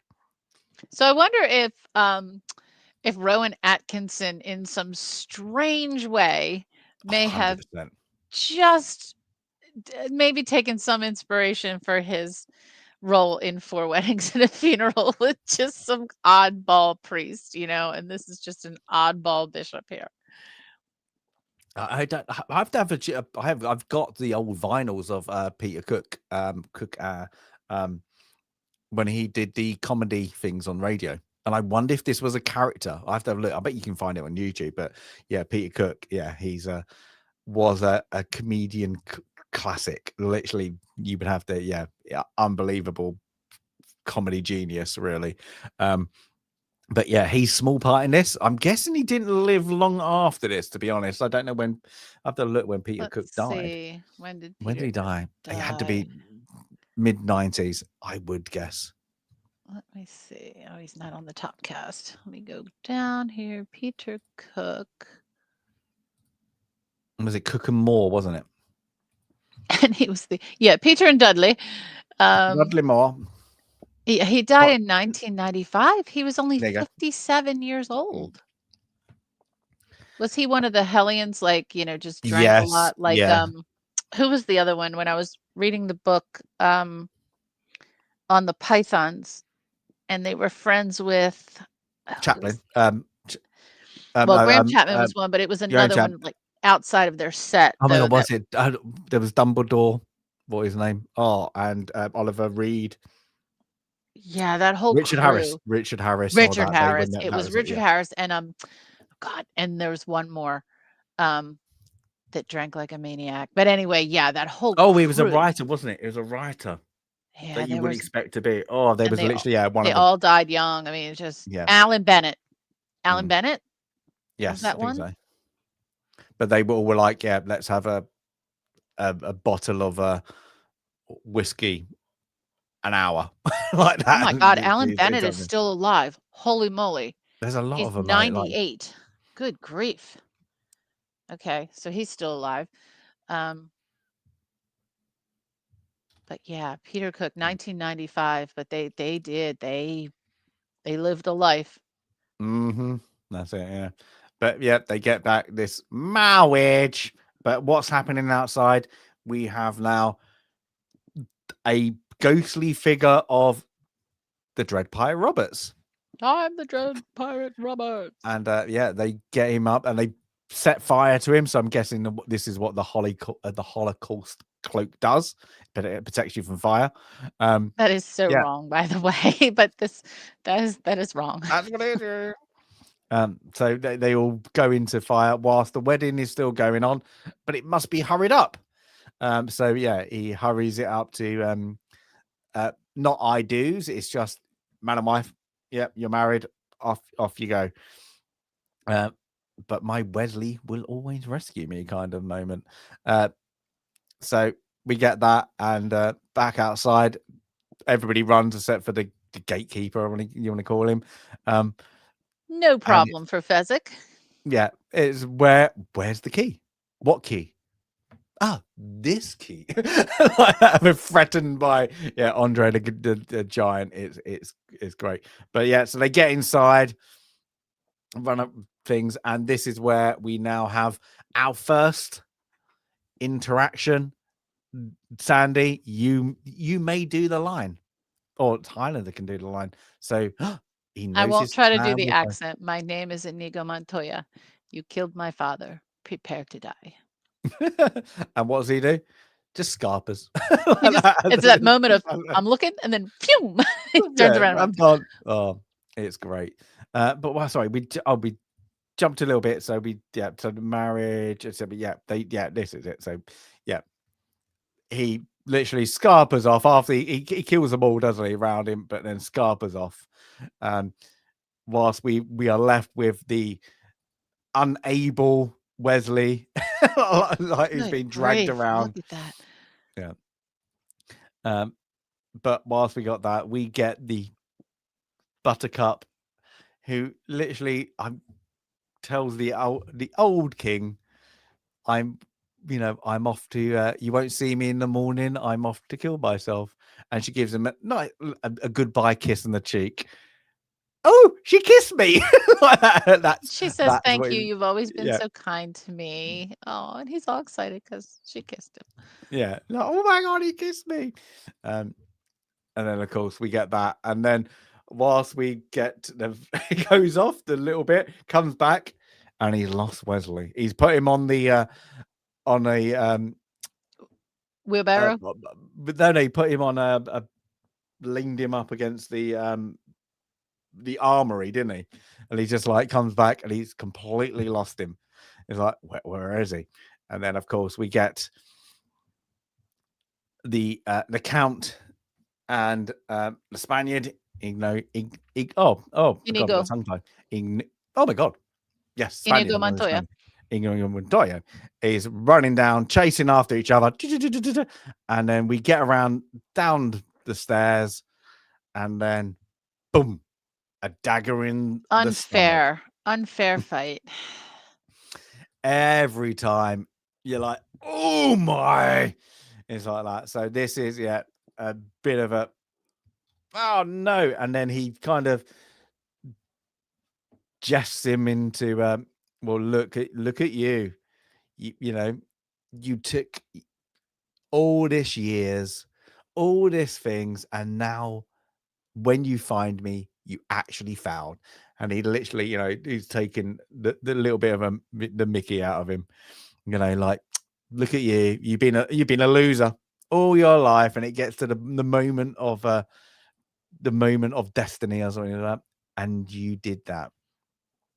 But then we get back to Buttercup, who's now about to commit and what don't YouTube want to say, but that moment, and then that'll be a bit of a ruin of great breasts. There's not many out there. There's a shortage of perfect breasts in the world. So yeah, Wesley's on the bed. Oh, I knew you would come, my Wesley. And they have a little bit of a back things. But now we get back to the duel. And it's literally, absolute agony.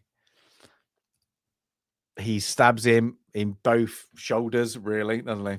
And then, But he goes for his chest. And Inigo is able to deflect the sword to his shoulders. Yeah, so it's more like there. It's like in the more in his arms. Yeah. Yeah. And he's starting to gather all of his strength. And he just repeats the phrase. Over and I again. loved it. He just like, stop saying that, my name, and I will revenge. My name is Inigo Montoya. You killed my father, prepared to die. And he just over and over again, and he's just getting the strength, and he just keeps on saying it. He just really pissing him off. And until he gets boom, I got you once, and and he slices up. He's gets him back for the face wound. And what would you want? What do you love want? This one. Everything I own, all my money, all my jewels, whatever you want. I want my father back.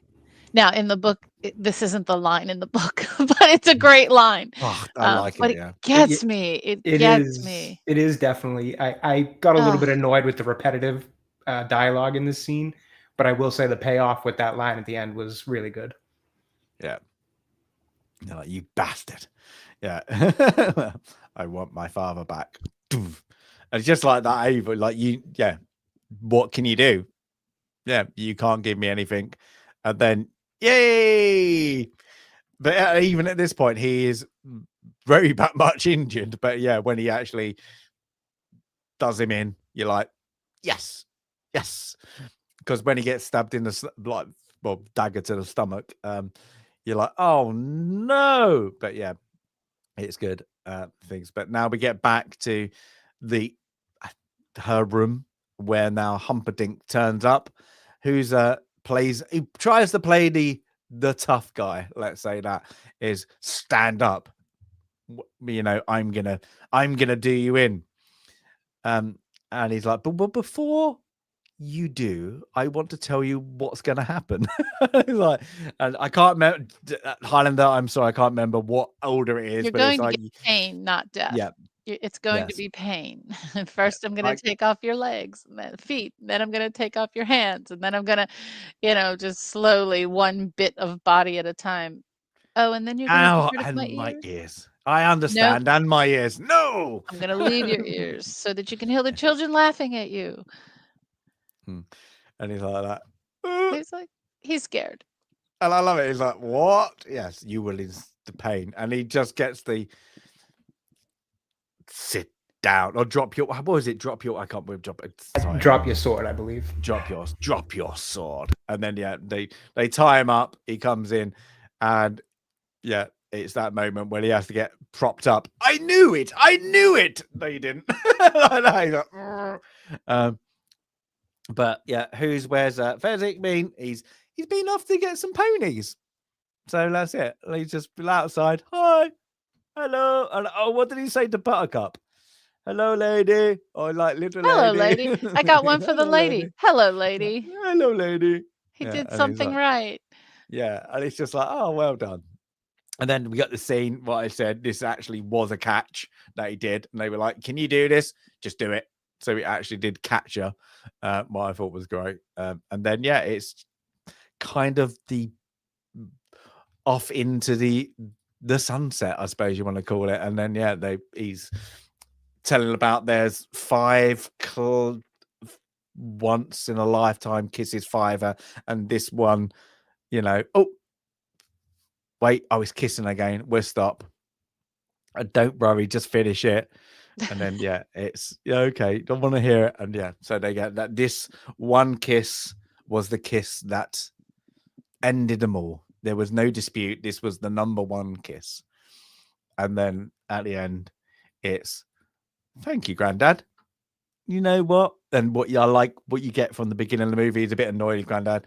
If you like, you can turn up tomorrow and read me the same the story again if you want. And then he just goes off with a little smirk and as you wish. I love that. I do love that. Just that little so yeah, it's a great little ending. It's like there's a new Dread Pirate Roberts. Yes. Inigo is going to be, he says, what do I do now? My whole life is done. How do you like piracy? How do you like piracy? You're a good swordsman. You'll do fine. And that's awesome. Yay. Now, I think, Jay, you got to be last. I think this is going to be quite interesting. I've been... Highlander, you're going to wait. Now, I think as it was Jay's pick, Jay has given a little note on just a quick scoring. Mm-hmm. So that's it. I think in chat there's a couple of 9s and 10s. But let's go. Sandy, do you mind doing what Jade put as her score? I would be happy to. So this is Jade reading. I would absolutely recommend this and give it a solid 8.5, as I would watch this every time it happened to be on TV. Excellent pick, Jade. And we're so happy that you chose it. There we go. So, shall I go first? And then Sandy and then Jay? Let's go in order. Sure. Go ahead. You go first. Then you can go about the books as well. Oh, no, sorry, Sandy. Do you want to do your notes first? And then we do. Yeah, let's no. Highlander doesn't even agree with an 8.5. I know he said anything lower than a 10 was bad. Oh, God. Get your torch and pitchfork ready, Highlander. Firstly, Highlander, we do appreciate you. We really do. And who said that? I mean, usually we're so far off from some of Highlander's recommend. You know what I mean? Like sometimes he doesn't like the films that we like. And then there's the whole Braveheart thing. So, there are going to be times when we are close to agreeing, okay? So this film was released in 1987 based on the 1973 book, The Princess Bride, The Good Parts version by William Goldman. This was a fictional adaptation of the non-existent novel by S. Morgenstern. It was made up to be made up. Directed by Rob Reiner, filmed in Ireland and the UK, as well as in studio at Shepperton Studios. Now, 2 weeks ago, when this came up on the wheel, we always talk about, hey, what's the common thread between these films? There's always something from a prior film that leads into the next film. I'm not highlighting any of the actors on this notes sheet today. I'm highlighting the two sword masters. So I want to tell you a little bit about Bob Anderson and Peter Diamond. I already described how they put both Mandy Patinkin and Cary Elwes through their paces for 4 months, 8 hours a day, to learn how to use a sword. But these were the two best sword masters and stuntmen could be in Hollywood history. Peter Diamond did the choreography and was stuntman in Highlander, the film and the television series. So he's playing both parts in a distance in Highlander. He was stunt coordinator for a whole slew of James Bond films. He was the stunt choreographer for the original Star Wars trilogy. And in Raiders of the Lost Ark, the guy who goes out the front window of the truck and gets run over by Indy is Peter Diamond. And there's a whole slew of other films. So, we've seen Highlander, we've seen Star Wars. Now, Bob Anderson, stunt coordinator and sword master for the Lord of the Rings trilogy, which we've watched, did some of the sword work, uncredited in the Lord of the Rings trilogy, also did stunt coordination for Highlander, also for a few James Bond films, and in the sword scenes in Return of the Jedi and Empire Strikes Back, he is Darth Vader. So he is standing in for David Prowse as Darth Vader. Both of them have countless other uncredited scenes in so many films throughout a long, long history of stunt coordination, particularly weapons and particularly the use of swords. But I think this is an important thread because we've looked at Star Wars, we've looked at the Lord of the Rings films, we've looked at Highlander. Of course, we have Raiders of the Lost Ark on the wheel, and probably several other films on the wheel that these two gentlemen were critical to. So there's that. Now we'll take a quick look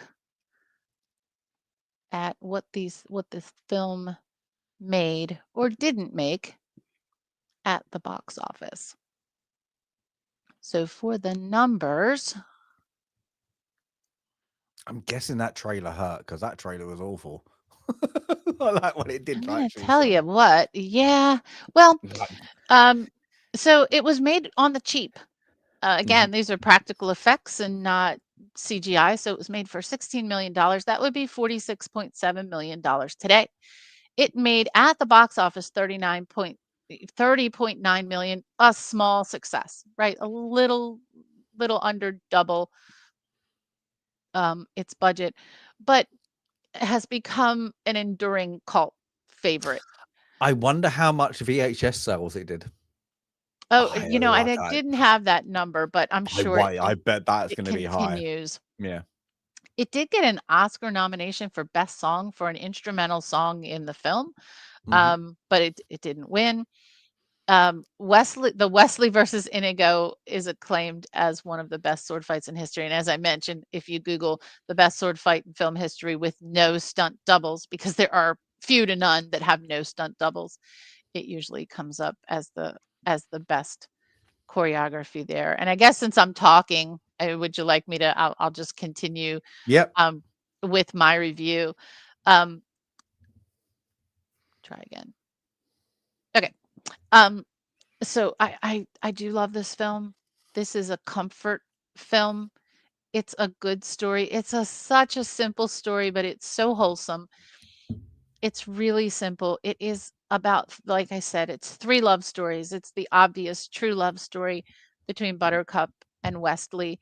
It's the love story between Inigo and his father.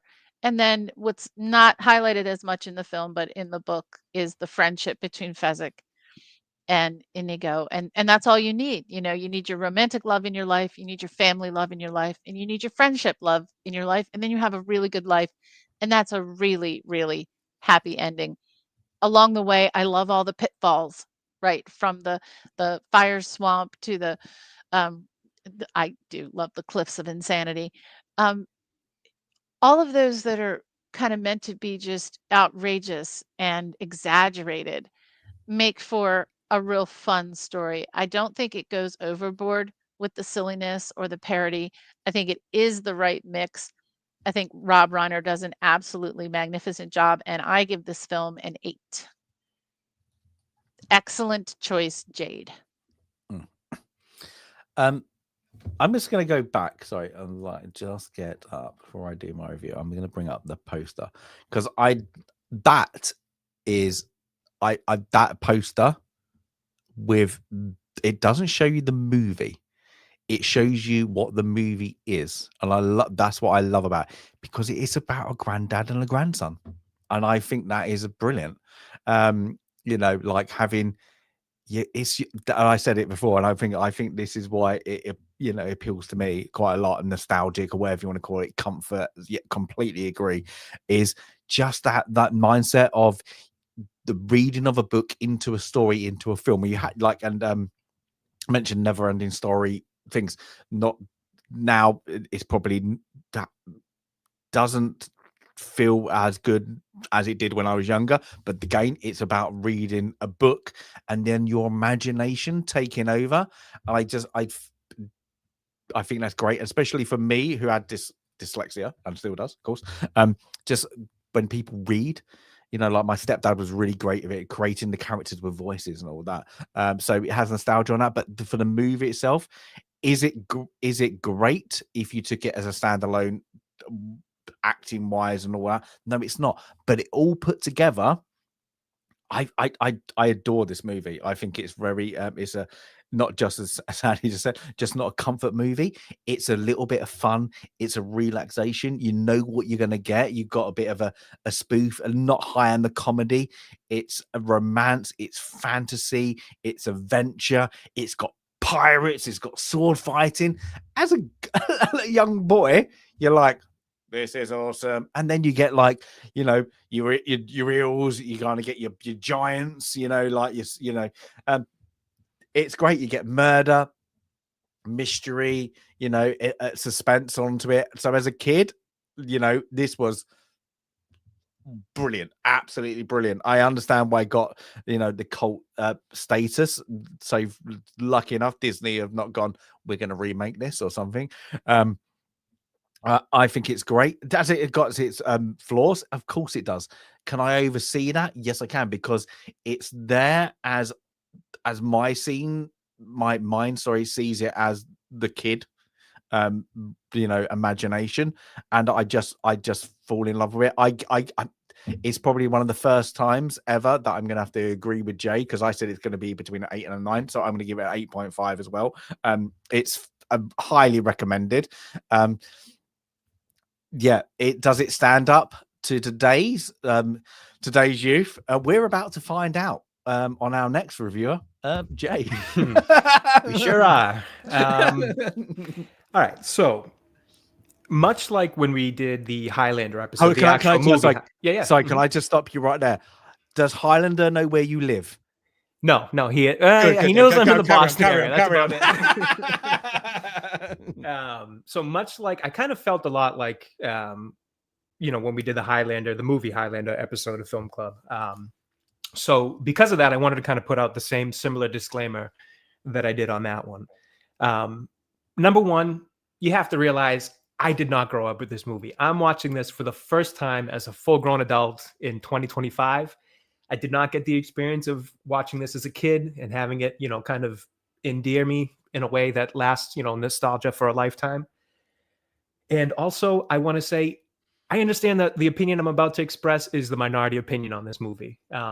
So, don't take it for much other than just my opinion on it. It means nothing to what the movie should mean to you or the love that you have for it. That said, I did not like this movie at all. You're going to hurt my childhood. I did not like this movie at all. I wouldn't say it was an unwatchable movie. I think that's a really rare space that should be reserved for awful movies. Oh my God. I just didn't like it. I thought it was a bad movie. I don't think it holds up well if you've never seen it before. I think it looks very cheesy and very cheap from sets to the fighting sequences. I think the acting is poor. The dialogue, even the story just feels like things happening. That doesn't feel like there's much to it. And I totally get that this isn't, like we always say, this isn't a movie that's trying to be an Oscar movie. It's not trying to have the most in-depth Godfather style of storytelling. But even for the level it's going for, I just thought it was poor. I did not connect with this movie at all. And I really wanted to, because again, much like when we did Highlander, this is a movie that I hear a ton about. Everybody, who grew up with these movies in the 80s absolutely adores them, loves them, and recommends them. And I wanted to like it. I did. I just couldn't get to that point of actually enjoying it. I felt it was a bit of a chore to get through, and it was only an hour and a half. Now, I understand I have a minority opinion on this, and people really love it. I just don't get why. I don't understand why it's become such a cult classic.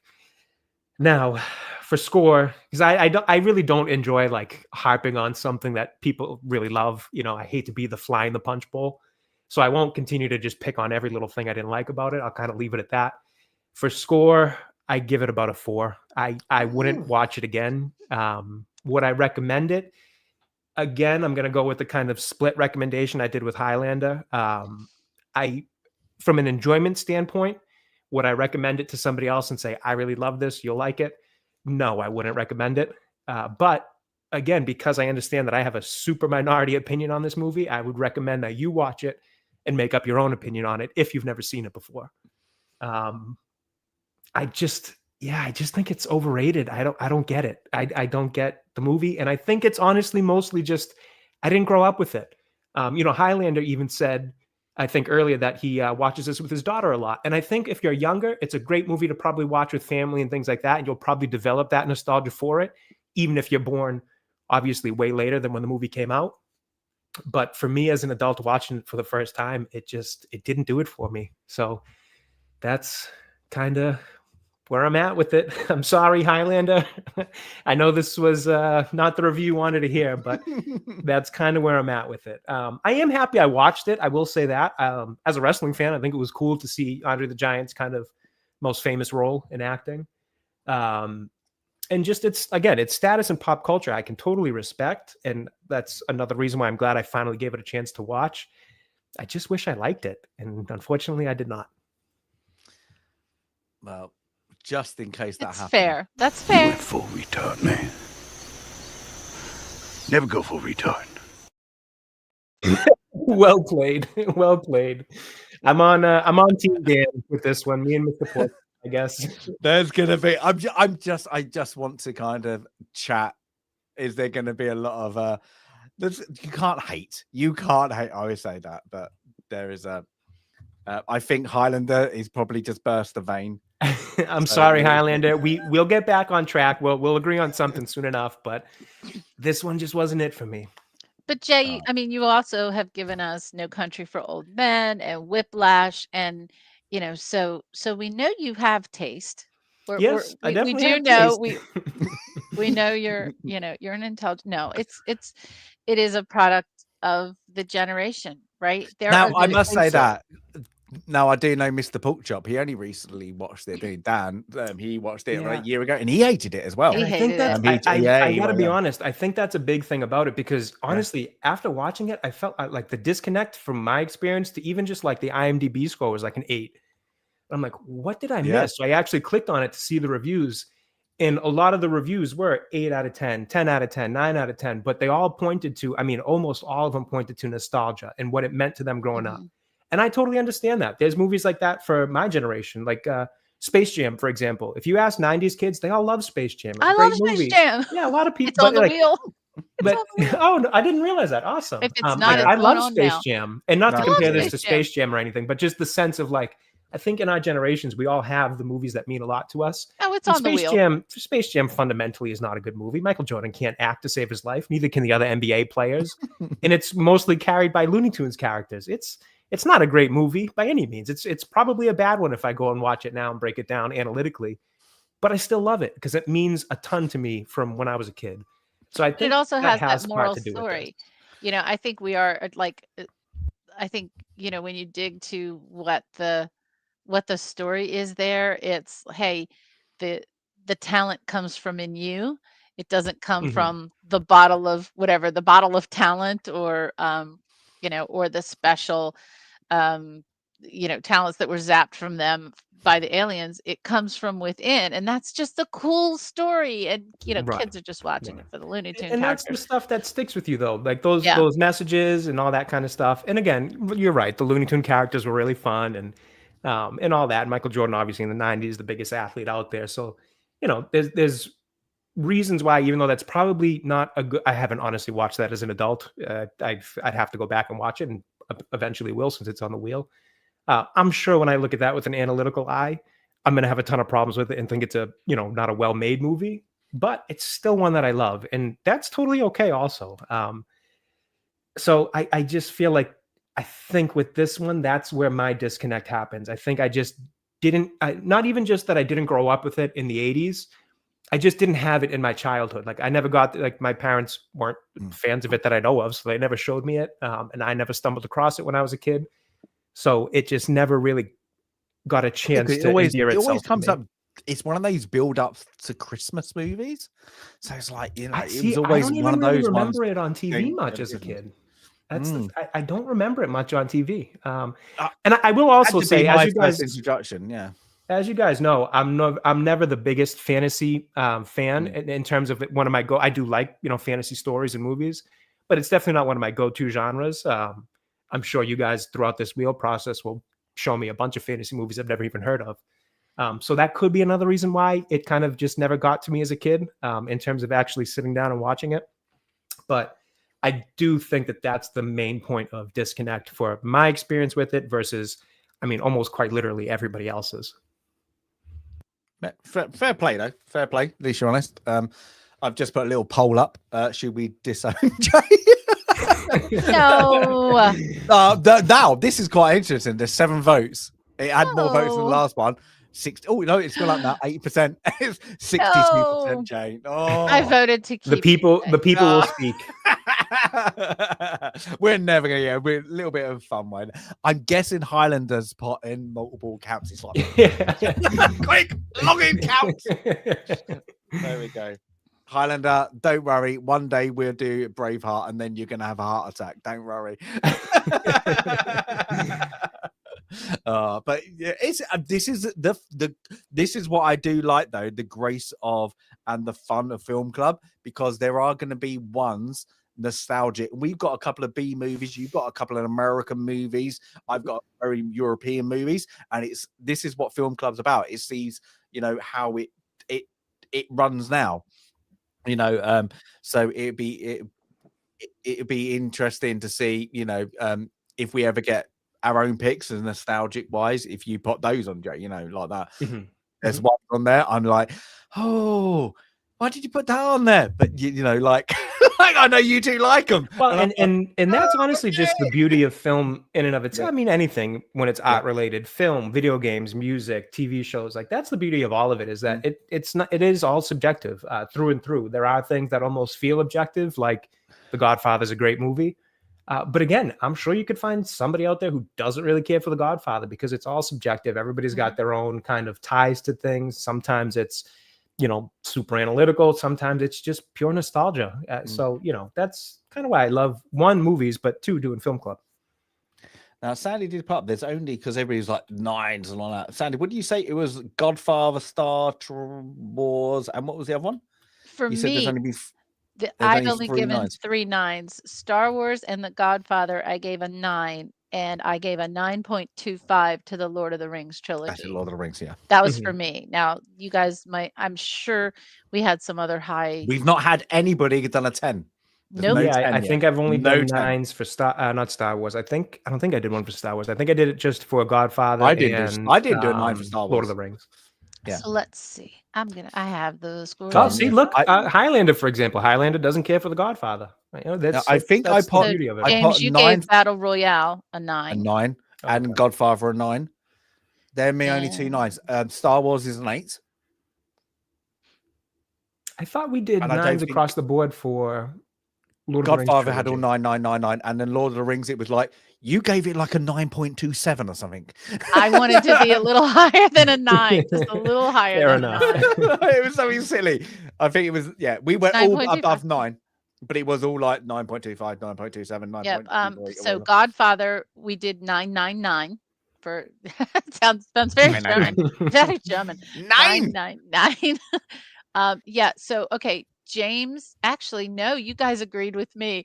You did a 9.25. Jay gave it a 9.1, and I gave it a 9.25. We all went a little above a 9 for the trilogy. We couldn't get 9.5. We can't quite get there yet. No, we've got to save those. I mean, I have one in mind for a 10. It's probably what everyone else has in mind for a 10, just because it set the stage, sets the standard. But I think I think I've got one movie, and I won't say it now, that I think me and Sandy will give it a 10.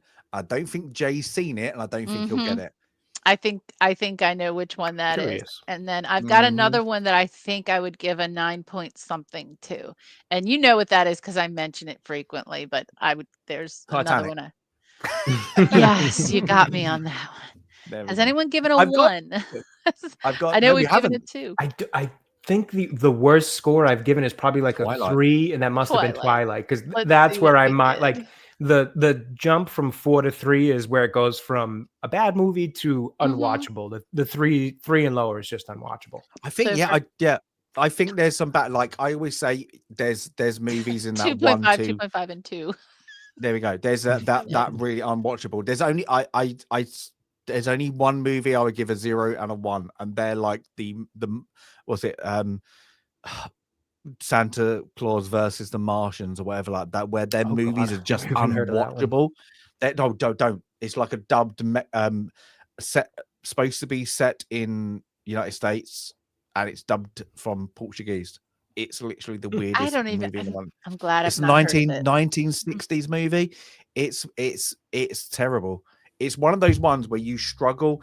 It's a B movie from I think it's 60s or late 50s, and it's so bad it hurts you watching it. It's that bad. That it's not even like, oh, I get it, it's low budget, blah blah blah. It is terrible. Yeah. Anybody, I think it's called. Yeah, it's not Santa Claus. It's like like the Martians Mars versus Santa. It's terrible. It's terrible. It's one of the worst movies, like, just to watch. It hurts you. That needs to get to like it gets to you once. Like, so people go, when they're things like Battlefield Earth is literally that sounds 1 or 2. Familiar. It's John Travolta. Oh, one of those Scientology funded films. Yes, it's really, really, really bad. It's just like, what am I watching, and what did that make that money, and how did what? Yeah, there's a lot of movies that hurt your eyes. That is that is one of the bad. Like kind of that. It's so bad, it's good. No, it's not. It's not. I actually think I actually got through that movie, and that's me. No, I've had enough. That's it. Your brain just switches off. Yeah, it's like when your brain just starts to devolve. Yeah, There's some bad ones, but like new movies. Actually, I did stop watching a recent movie. It was called like Mountainhead or something. It was on HBO Max. It was like Steve Carell and a few others playing some like high-tech CEOs or something, trying to figure out like a world issue. It looked really interesting at first. I got about a half hour into it and I was like, what the hell is this? I just stopped watching it because I couldn't be bothered. And that's the only one I can remember recently stopping, because I usually try to make it through the end of movies unless something's just really not good. No, there's limited times I've literally like even the Twilight movies. I've had to watch them all, and like that I think it's the last one, and I was like, oh, that literally is the most stupidest ending. Oh, they get worse. The ones I watched in their entirety. Oh yeah, the one we saw is probably the best. Oh my lord! They just get really bad. If you want to jump them, just go to the end one, and then you'll just be like. You made a movie. Well done. I think that last one was the one that I just tapped out. I'm like, I didn't watch the last one. What's amazing is the book is worse. That's why I gave the film a 2. I couldn't give it a 1 because the book was worse than the film. Do you stop talking? Because you do know on the wheel. Do you know that on the wheel they do have Chat's pick, and they might just say the rest of the movies. I know, but the Twilight, the rest of the Twilight series. I still go like, how did it get made from the book that was so horrendous? Yeah, but there are movies out there, and I always think like, what have they been smoking to even get that into the production thing? Because there's got to be like, okay, you have your pitch, great. Give me a screenplay, read the screenplay, and then they go, oh yes, and then the money starts flowing in, and then nobody went, what are you doing, why? And there are movies out there that you always see, we all see them on like Amazon Prime. They're not even B movies, they're like D movies, like Sharknado really 17. Yeah, but you know what it was? It was Shark Head versus Crocodile. Yeah, it was all the teenage girls and all the grandmas reading those books, because everyone I knew who read the book was either a teen, not my kids weren't even born, but like, you know, my sister's age, right? Or my grandmother's age. Like that's who was reading those Twilight books. It was young girls and their grandmas reading these books. And anyway, God bless them. If they made a ton of money. The books, but it's like, I'm not saying I'm gonna might divide the opinion here. People like the Harry Potter books, but like the series, whatever. That first movie is terrible. The first two are terrible. I don't like the second first movies. They're like, okay, they're like a 5, a 4 or 5. They're mid. They're like people. Oh, they're like, well, no, they're not. But they're just. They get better for me. They get better. And again, that's what I will agree that once you hit Prisoner of Azkaban, they kind of take, which also it is in the stories, the books rather, it does start to become more of a different tone, a bit of a darker tone as you hit Prisoner of Azkaban and the story unfolds more with Voldemort and all that. The first two are very kid friendly. You're talking to me right back. Yep. The first two are very kid friendly in terms of just the subject matter and the tone of them. But I love those first two. And again, those are ones that I was a kid at the right time, the nostalgia. I mean, I could watch those.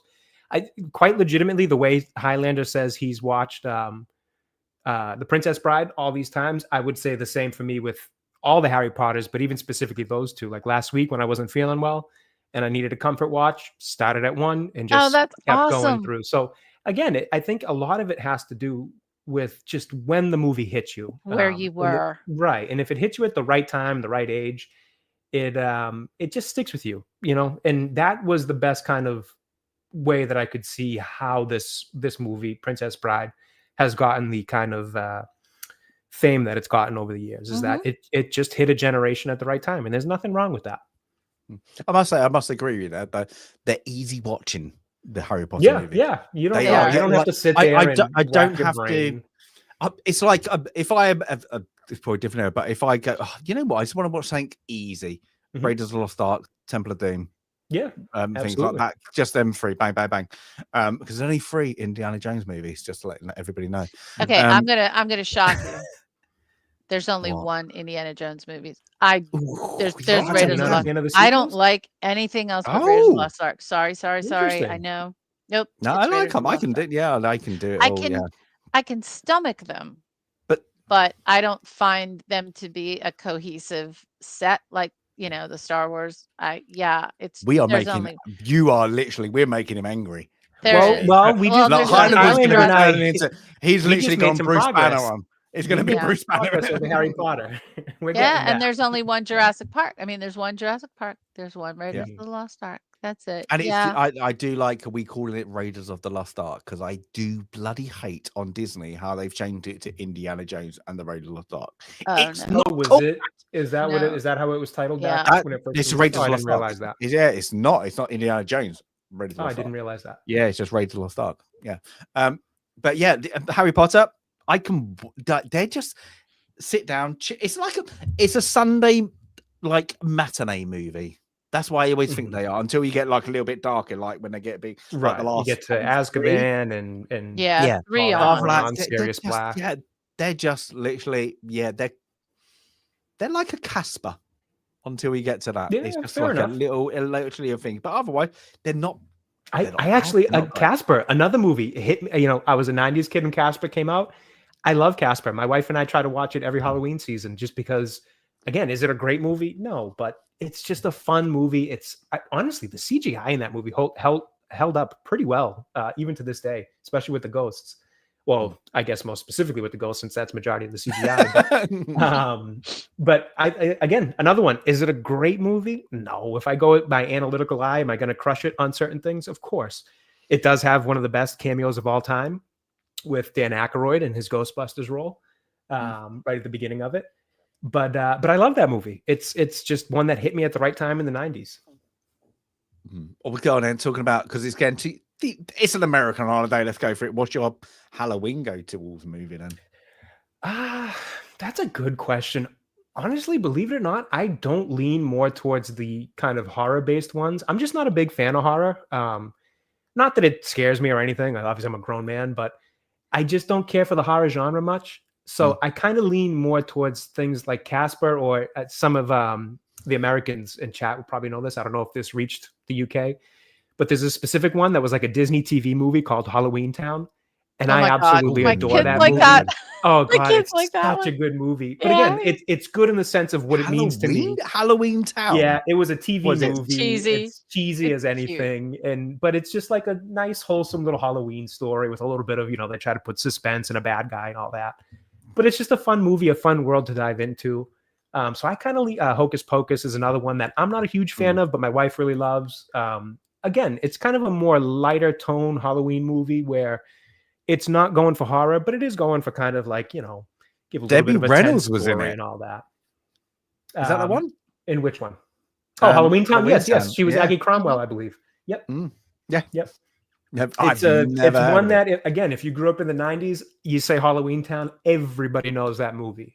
But it's just that little spot in nostalgia. It looks like a very cheap Nickelodeon, TV movie. Yeah, that's what it was. Disney TV movie. It wasn't in theaters. It wasn't straight to DVD. It was literally a TV movie. But I love it. I'll have to put it on for my kids see if he likes it. It's honestly, you might need to be a little bit older to like it because it depends. I guess some of the costumes and creatures in it, I could see maybe freaking a kid out. If they're too young. I'm trying to get him to watch Aliens. Again, He won't watch it yet. Oh my God!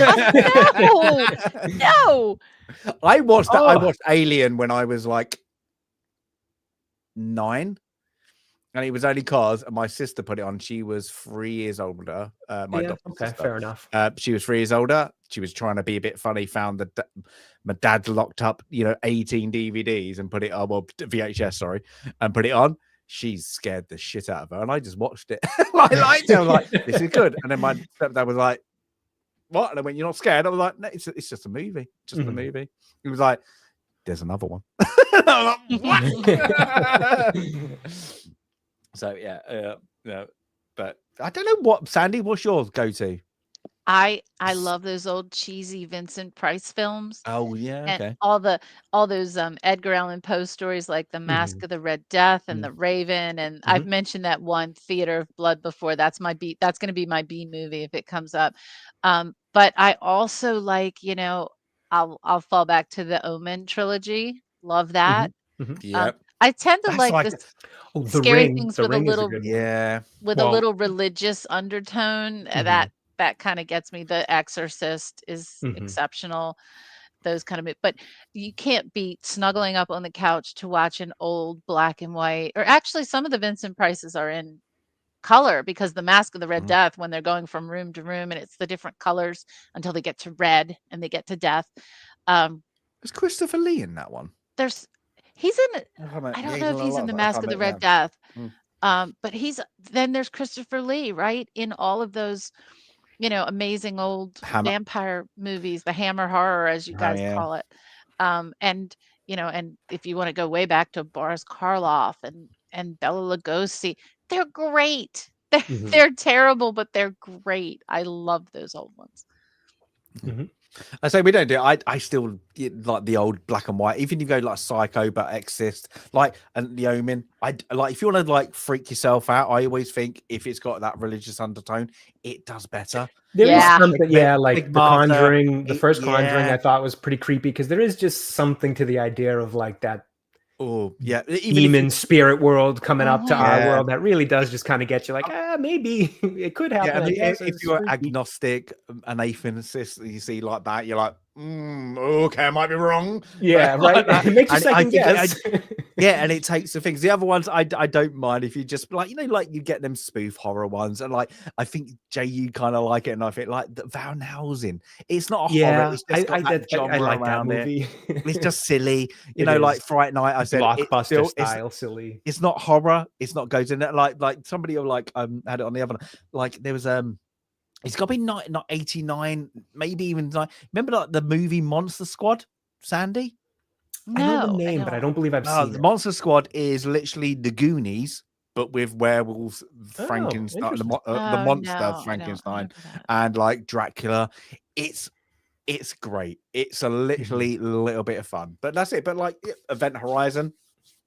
That's freaky. Yeah, it's a pretty creepy one. We were just talking that on a different chat that came up. I can't remember where we were talking about Event Horizon, but I think I think it was in Pete's Heretical Nerds chat about Event Horizon. I love it. I mean, we've reviewed Event Horizon. I put it on the wheel. I wrote a whole essay on Event Horizon. It was good. I really enjoyed that one. Yeah, it's that like, okay, what happens when you cross over? And is that crossing over into hell? And do you know what, Ed? Sorry, but I'm going to break you in. That always bit when they go to the recording, every time it freaks me out, gives me chills. Oh,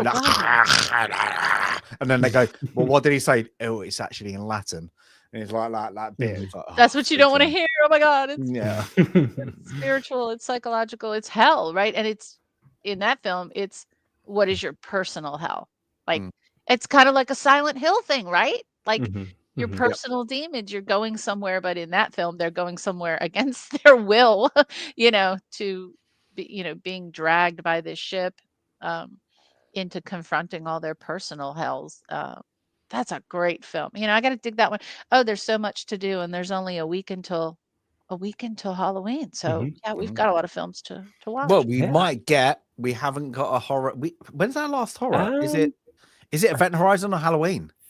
We haven't had one. We've not had. We got both of those last year, just before Halloween. I think Event Horizon was at least in October. I want to say Halloween was in September when we got that one. I think maybe. And this is kind of our last weekend for it, because next weekend next Saturday is actually November 1st. So I think we missed the window to get a true. We just one day by one day, isn't it? Yep. We have to sort out times because we changed the GMT. You changed tonight. Yeah, so Jay, afterwards we'll discuss. Yeah. Stay, go, whatever. Hour early, hour later, whatever. Yeah, just for that 1 week. That's a thing. Yeah, just for next weekend, we'll be off an hour. Just for yeah, but not a big deal for me. Yeah. So next week we don't have a horror. We have one that you both not seen this, have you? No. Nope, never seen it. Now, I completely forgot. This is, I'm going to show a trailer, guys. So if you weren't there, it's The Duelist, 1979, I believe it is. And I forgot it was Ridley Scott's first feature film. This is his first feature film. So did a trailer, but yeah, it's not a thing. So we might get one. Now talking about horror, I did actually then started watching. Oh, it's awful. The remake of that, the Psycho. Oh, I didn't even know they did a remake. Oh, I wouldn't even care for that. No, Oh, I it came on, and I was like, no. and it's what's it? Oh, out of Wedding Crashers. Is No. the what's his? Yeah, he's the main guy. Vince Vaughn? Yeah. No. Really? Yeah. I didn't even know this was made.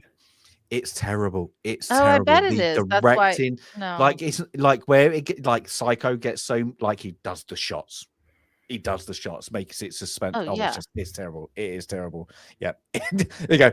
Yeah, that's a 2 movie. That's literally. Oh, why did you think that was a good idea? Why remake that? But you shouldn't. Like you shouldn't try. Why even try to remake? Like we haven't had a Hitchcock. We haven't. Have we? Yeah. Rear What did Window. we do? We did. Oh, that's okay, right. We did. Rear We did. Window. Okay. That's we the did. only one that we've got so far. Because I put Dial M for Murder and I put Psycho on there. And I probably put The Birds on there. So we've probably got 3 or 4 on there. There's got to be more. Yeah, it's got to be. I think I don't know who beat Psycho to the punch, but anyway, let's do the Duelist. Our first. This will be our first Harvey Keitel one. So let's do this, and we'll see what will be on the wheel for the day after Halloween. Let's call it. So let's do this. This is the original trailer. The duelist demands satisfaction. Honor for him is an appetite, an obsession to kill. No apology is accepted, no quarter given. Only death will satisfy honor. You have insulted me! I have strained my patience in order not to do so.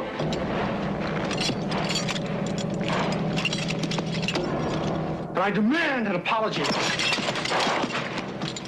Strife without reason, a quarrel pursued for its own sake. Pharaoh intends to kill you. Gentlemen, prepare to advance. Nobody understands why you fight with Armand. I believe you feed your spite on him with no more sense than a nasty, blood-sucking louse. If he so earnestly desires to kill me, he will kill me. Damn it, kill him. Keep away from him. Keep ahead of him. Put your trust in Bonaparte.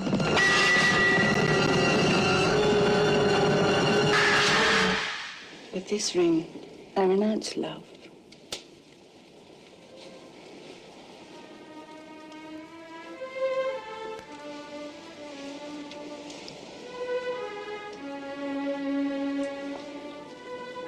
And make do with you.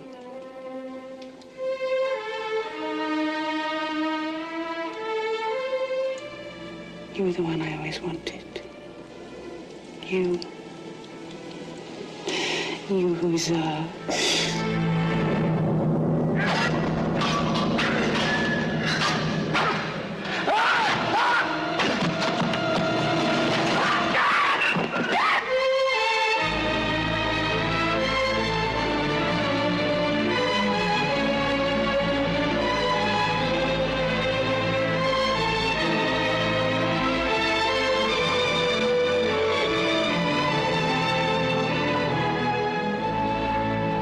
The enemies of reason have a certain blind look. He has that look, don't you think?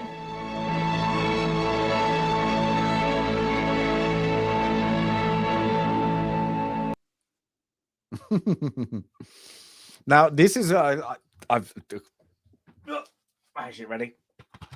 Got a DVD. It means it's all right. but this is this is one of the ones, and I think you're gonna love it or you're gonna hate it. But it's very one of those 70s, I suppose, art movies set in it's sometimes the pacing goes slow. It's very like in the 70s they did that kind of we're going to show you the shot, like that. I think it's they say it's an epic movie. I would say it's just below that. It's not like a Lawrence of Arabia, but some of the shots of how the cinematography and Ridley Scott got it is beautiful. I must say that there's a lot of critics and all that who this is a one to be studied I suppose, for if you want to be a director, you want to be into film. It's one of those just because it shows you how to give beauty to the shot. Like that. So it has to be one. But people, this is one very highly regarded as one of the top films ever made. Like that. So yeah, it's but I always fall it into the category because there is such a lot of slow pacing. I can skip 30 seconds and I'm not missing anything, but it's all because they're showing that shot. They're showing that that continuation shot. What they loved in the 70s. So yeah, it's going to be a interesting score. So I can see all three of us having a mix really easily. So where it falls, it is going to be quite interesting. But yeah, it's our first Harvey Keitel one. It's and our second, Albert Finney. Albert Finney was in Miller's Crossing. Oh yes. Everybody else, doesn't have. I think this is our first Ridley Scott. Is it? Is he we've had Tony? No, wait. Tony. Tony. We've had Tony Scott. I don't think we've had the Ridley. We had a Ridley. Hang on. No, I think that was Tony. I can't think of one. I do prefer old Ridley Scott over current Ridley Scott. So yeah, for real. We did this last time where we went through all the film and we found ones. So The Martian, awesome. Gladiator, awesome. Blade Runner, awesome. So because it's got some good things here. Napoleon, bad, horrific, terrible. Keep going. Death on the Nile, didn't hate it. I can't believe he did that. Like that was him with Gal Gadot. Yeah. With Ken Branagh. I had no idea. Ken Branagh first. I and he did know Murder. Ken Branagh was in it. I saw Gal Gadot and I just immediately lost my attention. He was Poirot, for goodness sakes. I didn't even know he was in it. Let's see. He did. Let's see. I'm still going. Trying to find a good one. I swore we had one already, but maybe not. Maybe I do get the. Not that I can think of. The Scott. No, I know we had Tony Scott, but not Ridley. I'm sure we had Tony. Oh, you know why? Okay, never mind. That's bad. We were talking about some bad movies. I do remember now. Okay. Into the Storm, he did that. Gathering Storm, Into the Storm, he did those. I like those. We haven't reviewed those yet. Like Joe Jane. I like my Churchill. Oh, he did Black Hawk Down. I like that. I feel like we had this exact same conversation last week because I was going through the G.I. Jane, terrible, god awful. Thelma and Louise, hate it. But it's not here. No, I'm sure there was a Tony Scott. I think we had one Tony Scott. Oh no, no, I'm saying the Duelist. Tony Scott was no, we haven't got Ridley. Tony Scott wasn't Tony Scott. True Romance. Yes, but the Duelist is not here, is what I'm saying. Oh, go scroll it down, right down the bottom. Yeah, it's his first feature film. Boy and the Bicycle. Blade Runner. What year was it? It's definitely here. 1979. It's definitely there because he's on. he's on the back of the DVD. It's not. Hang on. Maybe he was he? Definitely, yeah. Definitely there. Ridley Scott movie. Okay, so not producer, then director. Director. Oh, there it is. The Duelist. Okay, I was going for producer. Yeah. The Duelist with 2 L's. Okay, so director then he had a few before it, but not okay. So the Duelist, Alien, this is the first Blade Runner. The first feature movie. It says. Yep. Okay. So that was director, not producer. Got it. Got it. Because he's got more producer. Producer is above director here on his. Yeah. Okay. On his resume. Okay, that's nice. All right. Do you fancy? Looking forward to it. And now. And now. Do you have the history? I actually like another history because it's quite slow paced. I'm watching a movie and I stopped it. Anybody seen the city of the Lost City of Zed? No. If you mean the Lost City of Z, I'm familiar with it, but I've never seen it. I don't know what the Lost City of Zed is. You know what? Don't even try it, Jay. You're on. Today's not the day, huh? I just gave the Princess Bride a 4. I don't think today's the day to pick on English. Who's Zed? Yeah. Who's It's that? actually quite slow paced, but it's actually quite good. It's actually. I was Zed like, comes oh, from if you like it. aluminium. Don't encourage him, Abe. Don't encourage them. Them bloody colonials. But anyway, Colonials was are we also a term for winners in 1776. Correct, Amundo. But what? The French? Oh. Yeah. All they did was bottle up the harbor. That's all Oh. they did was blockade the Chesapeake Bay. Oh, these are people that believe 1812 and the Vietnam War was a draw. Anyway, are we hoping? I know what everybody's going to say. A lot of people want a Western. Are we just going to go to Will is going to give us a Space Jam? Not a horror. I think so. If it did, now. that'd be great. That'd be funny. I've got no preference today. I'll take anything. Let's do this. Okay, that's a big. Daryl still wants a Western. We're still waiting for our first Western. We haven't. Yeah, we've not got. So many on there. I think there's I think I counted. There's 8 Westerns on there, and it'd be a bit of a needle in a haystack. Then I added one more because we didn't have the Magnificent Seven on there.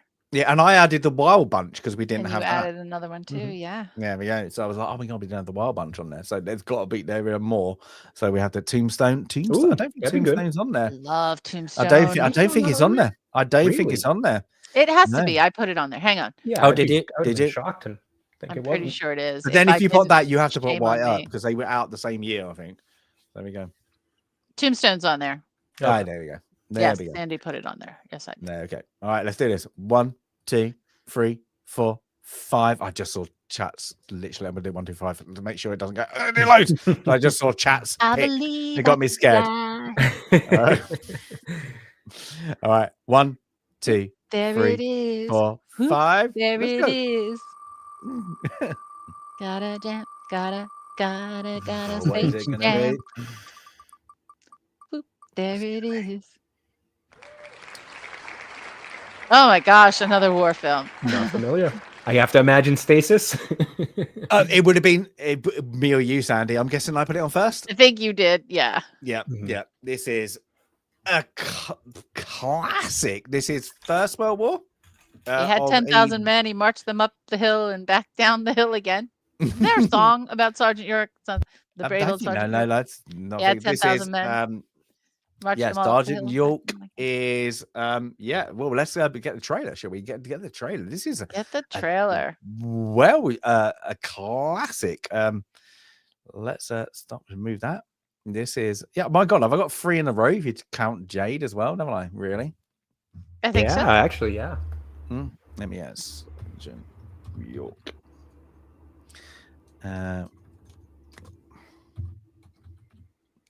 This is one of the classic. Oh, I don't know. It's always a classic. Everything's a classic. 1941. There you go. There we go. Let's see the official Gary Cooper. I actually went to school with someone. This is our first Gary Cooper for sure. 100%. Yeah. There we go. Let's share this. And it's Sergeant York.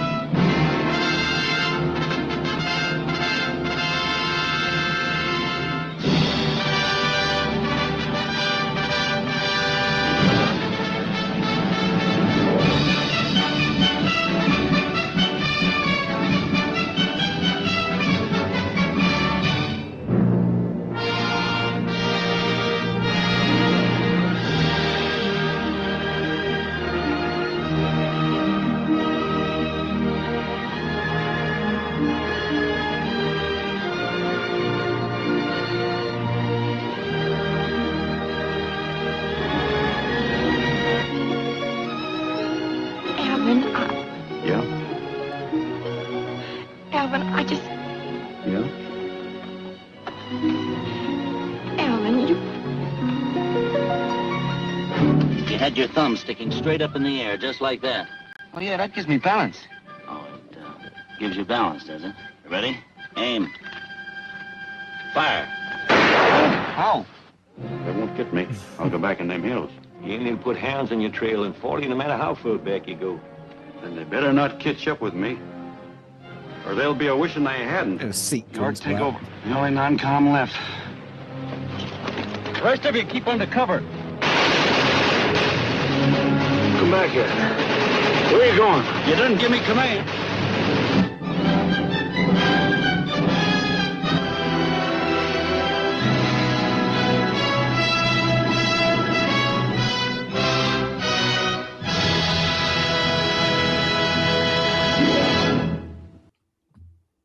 It's a true story.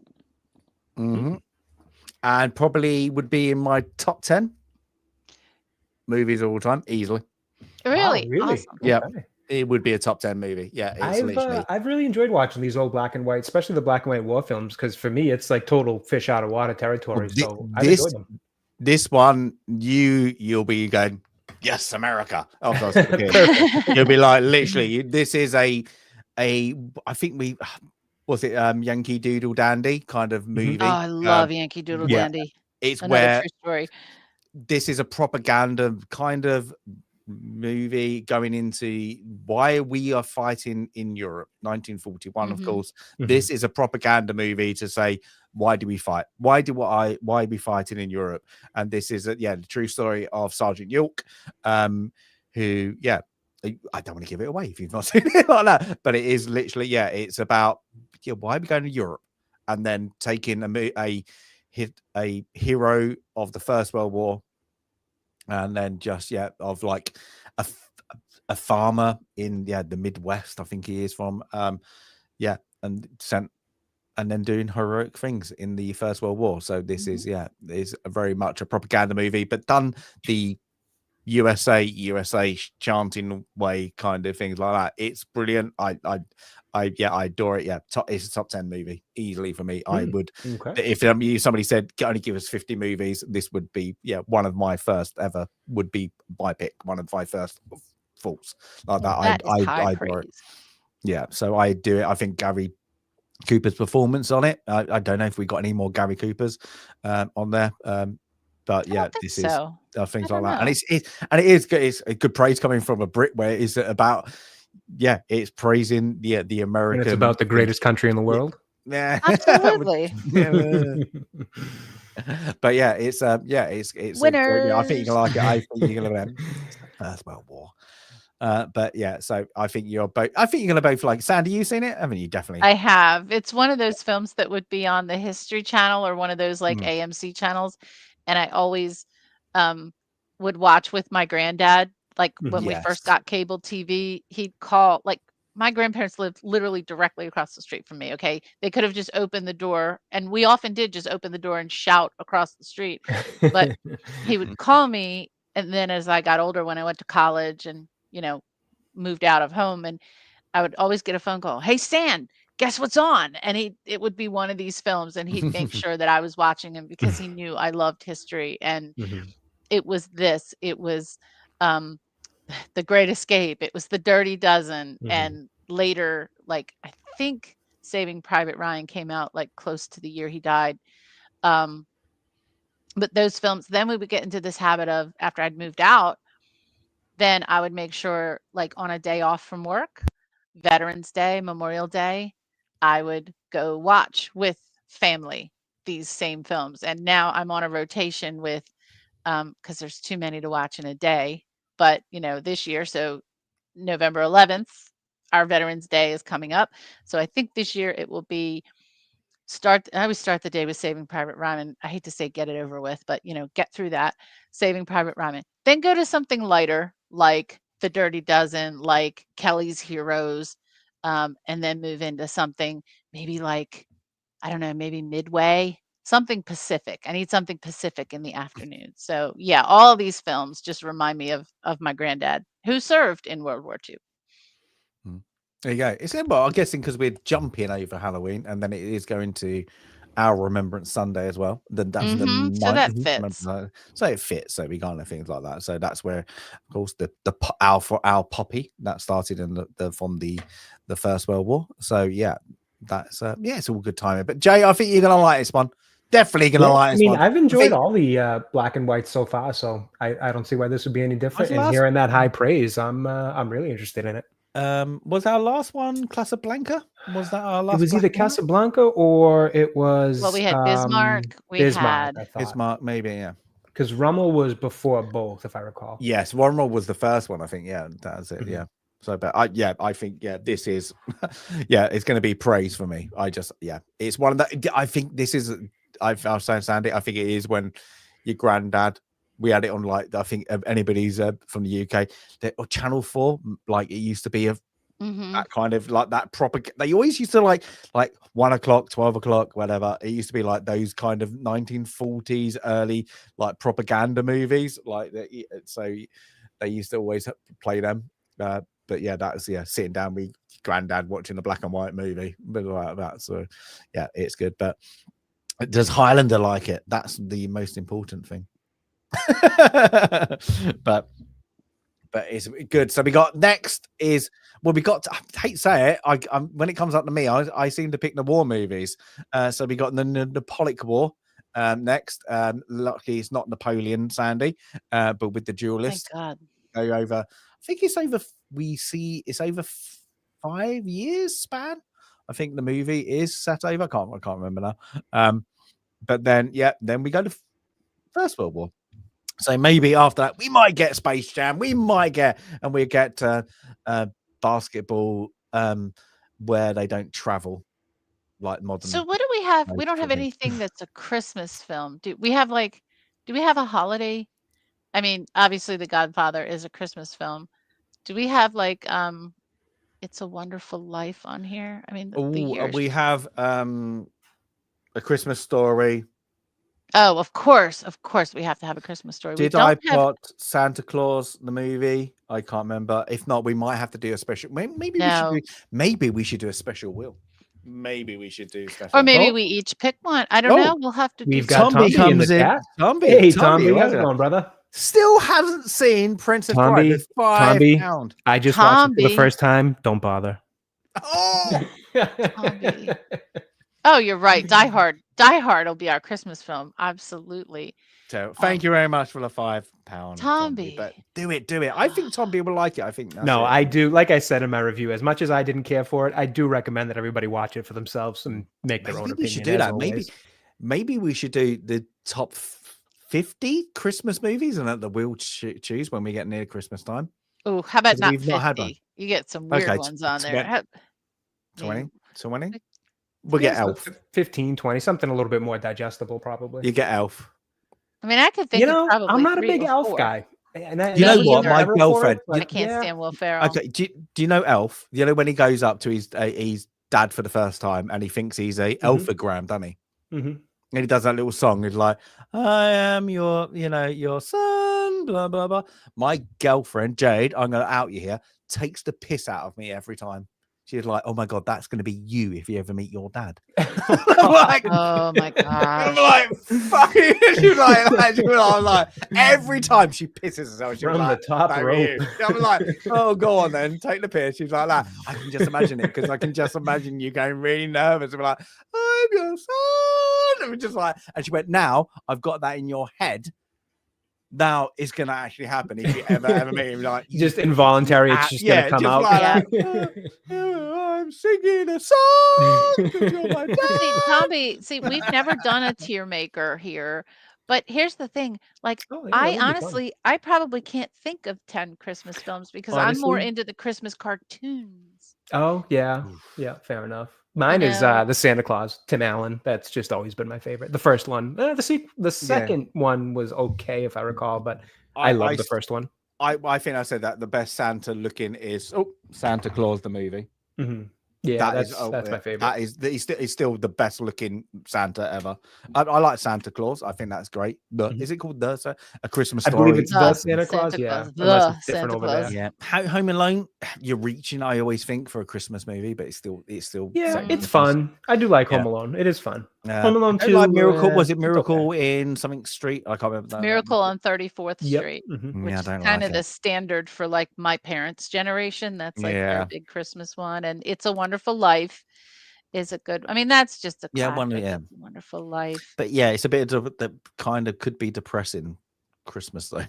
as well. You know what? And it's funny because nowadays, like it's again such a wholesome movie, but because the main theme thread is self-deletion. I mean, that's Oh God, I but didn't know that.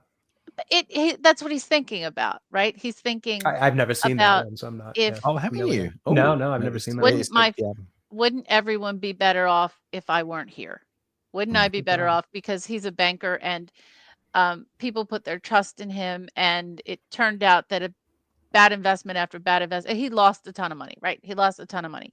And so, he's imagining what life would be like without him, and maybe things will be better. But then he learns that things would not be good without him. And then it ends good. But yeah, it's probably really hard for some people to watch that film nowadays. Fair enough. Probably is. Yeah, it is very thing. Scrooge. Oh, Scrooge. Oh my gosh, Scrooged and the original, like, what's his name? Oh, come on, with who plays Scrooge? The original, George C. Scott. Not the original. There we go. I think we've named 10 already, so there we go. We George can C. Scott, A Christmas Carol is phenomenal, and A Muppet Christmas Carol. Okay, we've A named Christmas way more than Story. that. That's another classic. Muppet do you like Christmas- Polar Express? No. Would you put that name? I liked Polar Express when I was younger and watched it. I'm going to give it a 4 then. I do remember liking it when I was younger. I just haven't watched it since, and I do kind of agree with most people that the animation in it does kind of hit that uncanny valley. It does look a bit odd now. I don't think I realized it or noticed it as a kid, rather. But I wouldn't mind giving that one another watch just to see. There we go. I like the story. I like the story of it at the very least. We might have to have a Christmas special, Will. That's it. That's like that. We'll see. We'll see how the plans go. But guys, what you up to? As Sandy, as your subs are racing away lately with your views. I know. It's crazy. Yeah, I had a nice little walk this morning that again, every day has been bright and sunny. I wasn't planning to go out today because I have so much housework to do. We're doing we just had the lawn seeded. I'm pruning all the trees, and it's going to take another week to do. And yet every morning I go out and wander around. So tomorrow I probably will be back in downtown DC doing another stretch of beautiful stately homes early in the morning, unless my better sense tells me not to just stop doing it.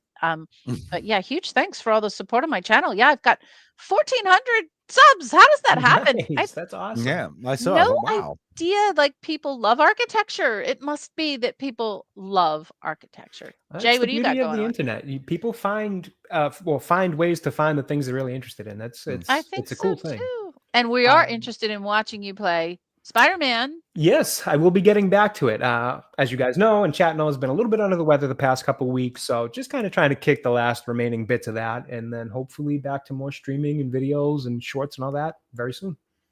Of course, The one time I stream in like 7 months, I get sick immediately after, so that put a damper in it. But that will come back, so we'll be doing more of that. Yay! Nice. I'm going to probably play some more Red Dead. I'm kind of really enjoying it. Yeah, so, I've got to hop into it. start... I've been missing them because I've been home not feeling too well, but I've been missing those streams. But I love Red Dead, so I got to hop into some of those. Yeah. Now I'm going to chat. We're going to put you over to another a film reviewer that you've never been to. It's called PCM with Cary. He's doing the Wolfman review, so I'm going to put you over to there. Very nice. There we go. So we're going to have another things. So yeah, one I've seen recently. So we can raid, same film club, Stasis, Canary, whatever you want to do. And so you have the Wolfman, have a little bit of review, have a bit of fun, listen to some uneducated film reviewers, not like us. Well, me and Sandy. Don't know about Jay. Stop. Just because I read all the books. By the way, I've upset chat enough today, so I'm just going to stay quiet. But next, he has a duelist. You're gonna love it. You're gonna hate it. It's gonna be one of those ones. It's very one of these 70s dark movies. Everybody have a great one. Please pray for me. I'm at a 5-year-old birthday party, Halloween themed for tomorrow. So you're gonna love it. Best of luck. Well, thank you to Jade, by the way. Yes, You yes, thank you. Yes. For her recommendation. She's gone to sleep, blatantly gone to sleep. I think my review she decided to just log off after that. Yeah, she was like, delete. Yeah. But yes, after that horrific review from Jay, everybody have a great one, and we'll see you next week. We'll let you know hour early, hour late, whatever it's going to be. Whichever side we go on for the week. But everybody have a great one. Thank you, everybody, for the super chats, and everybody for the likes, everybody popping in. It is a lot of fun. Enjoy Film Club. Enjoy the next wherever you're going over to for the raid. Anyway, have a good one. Bye for now.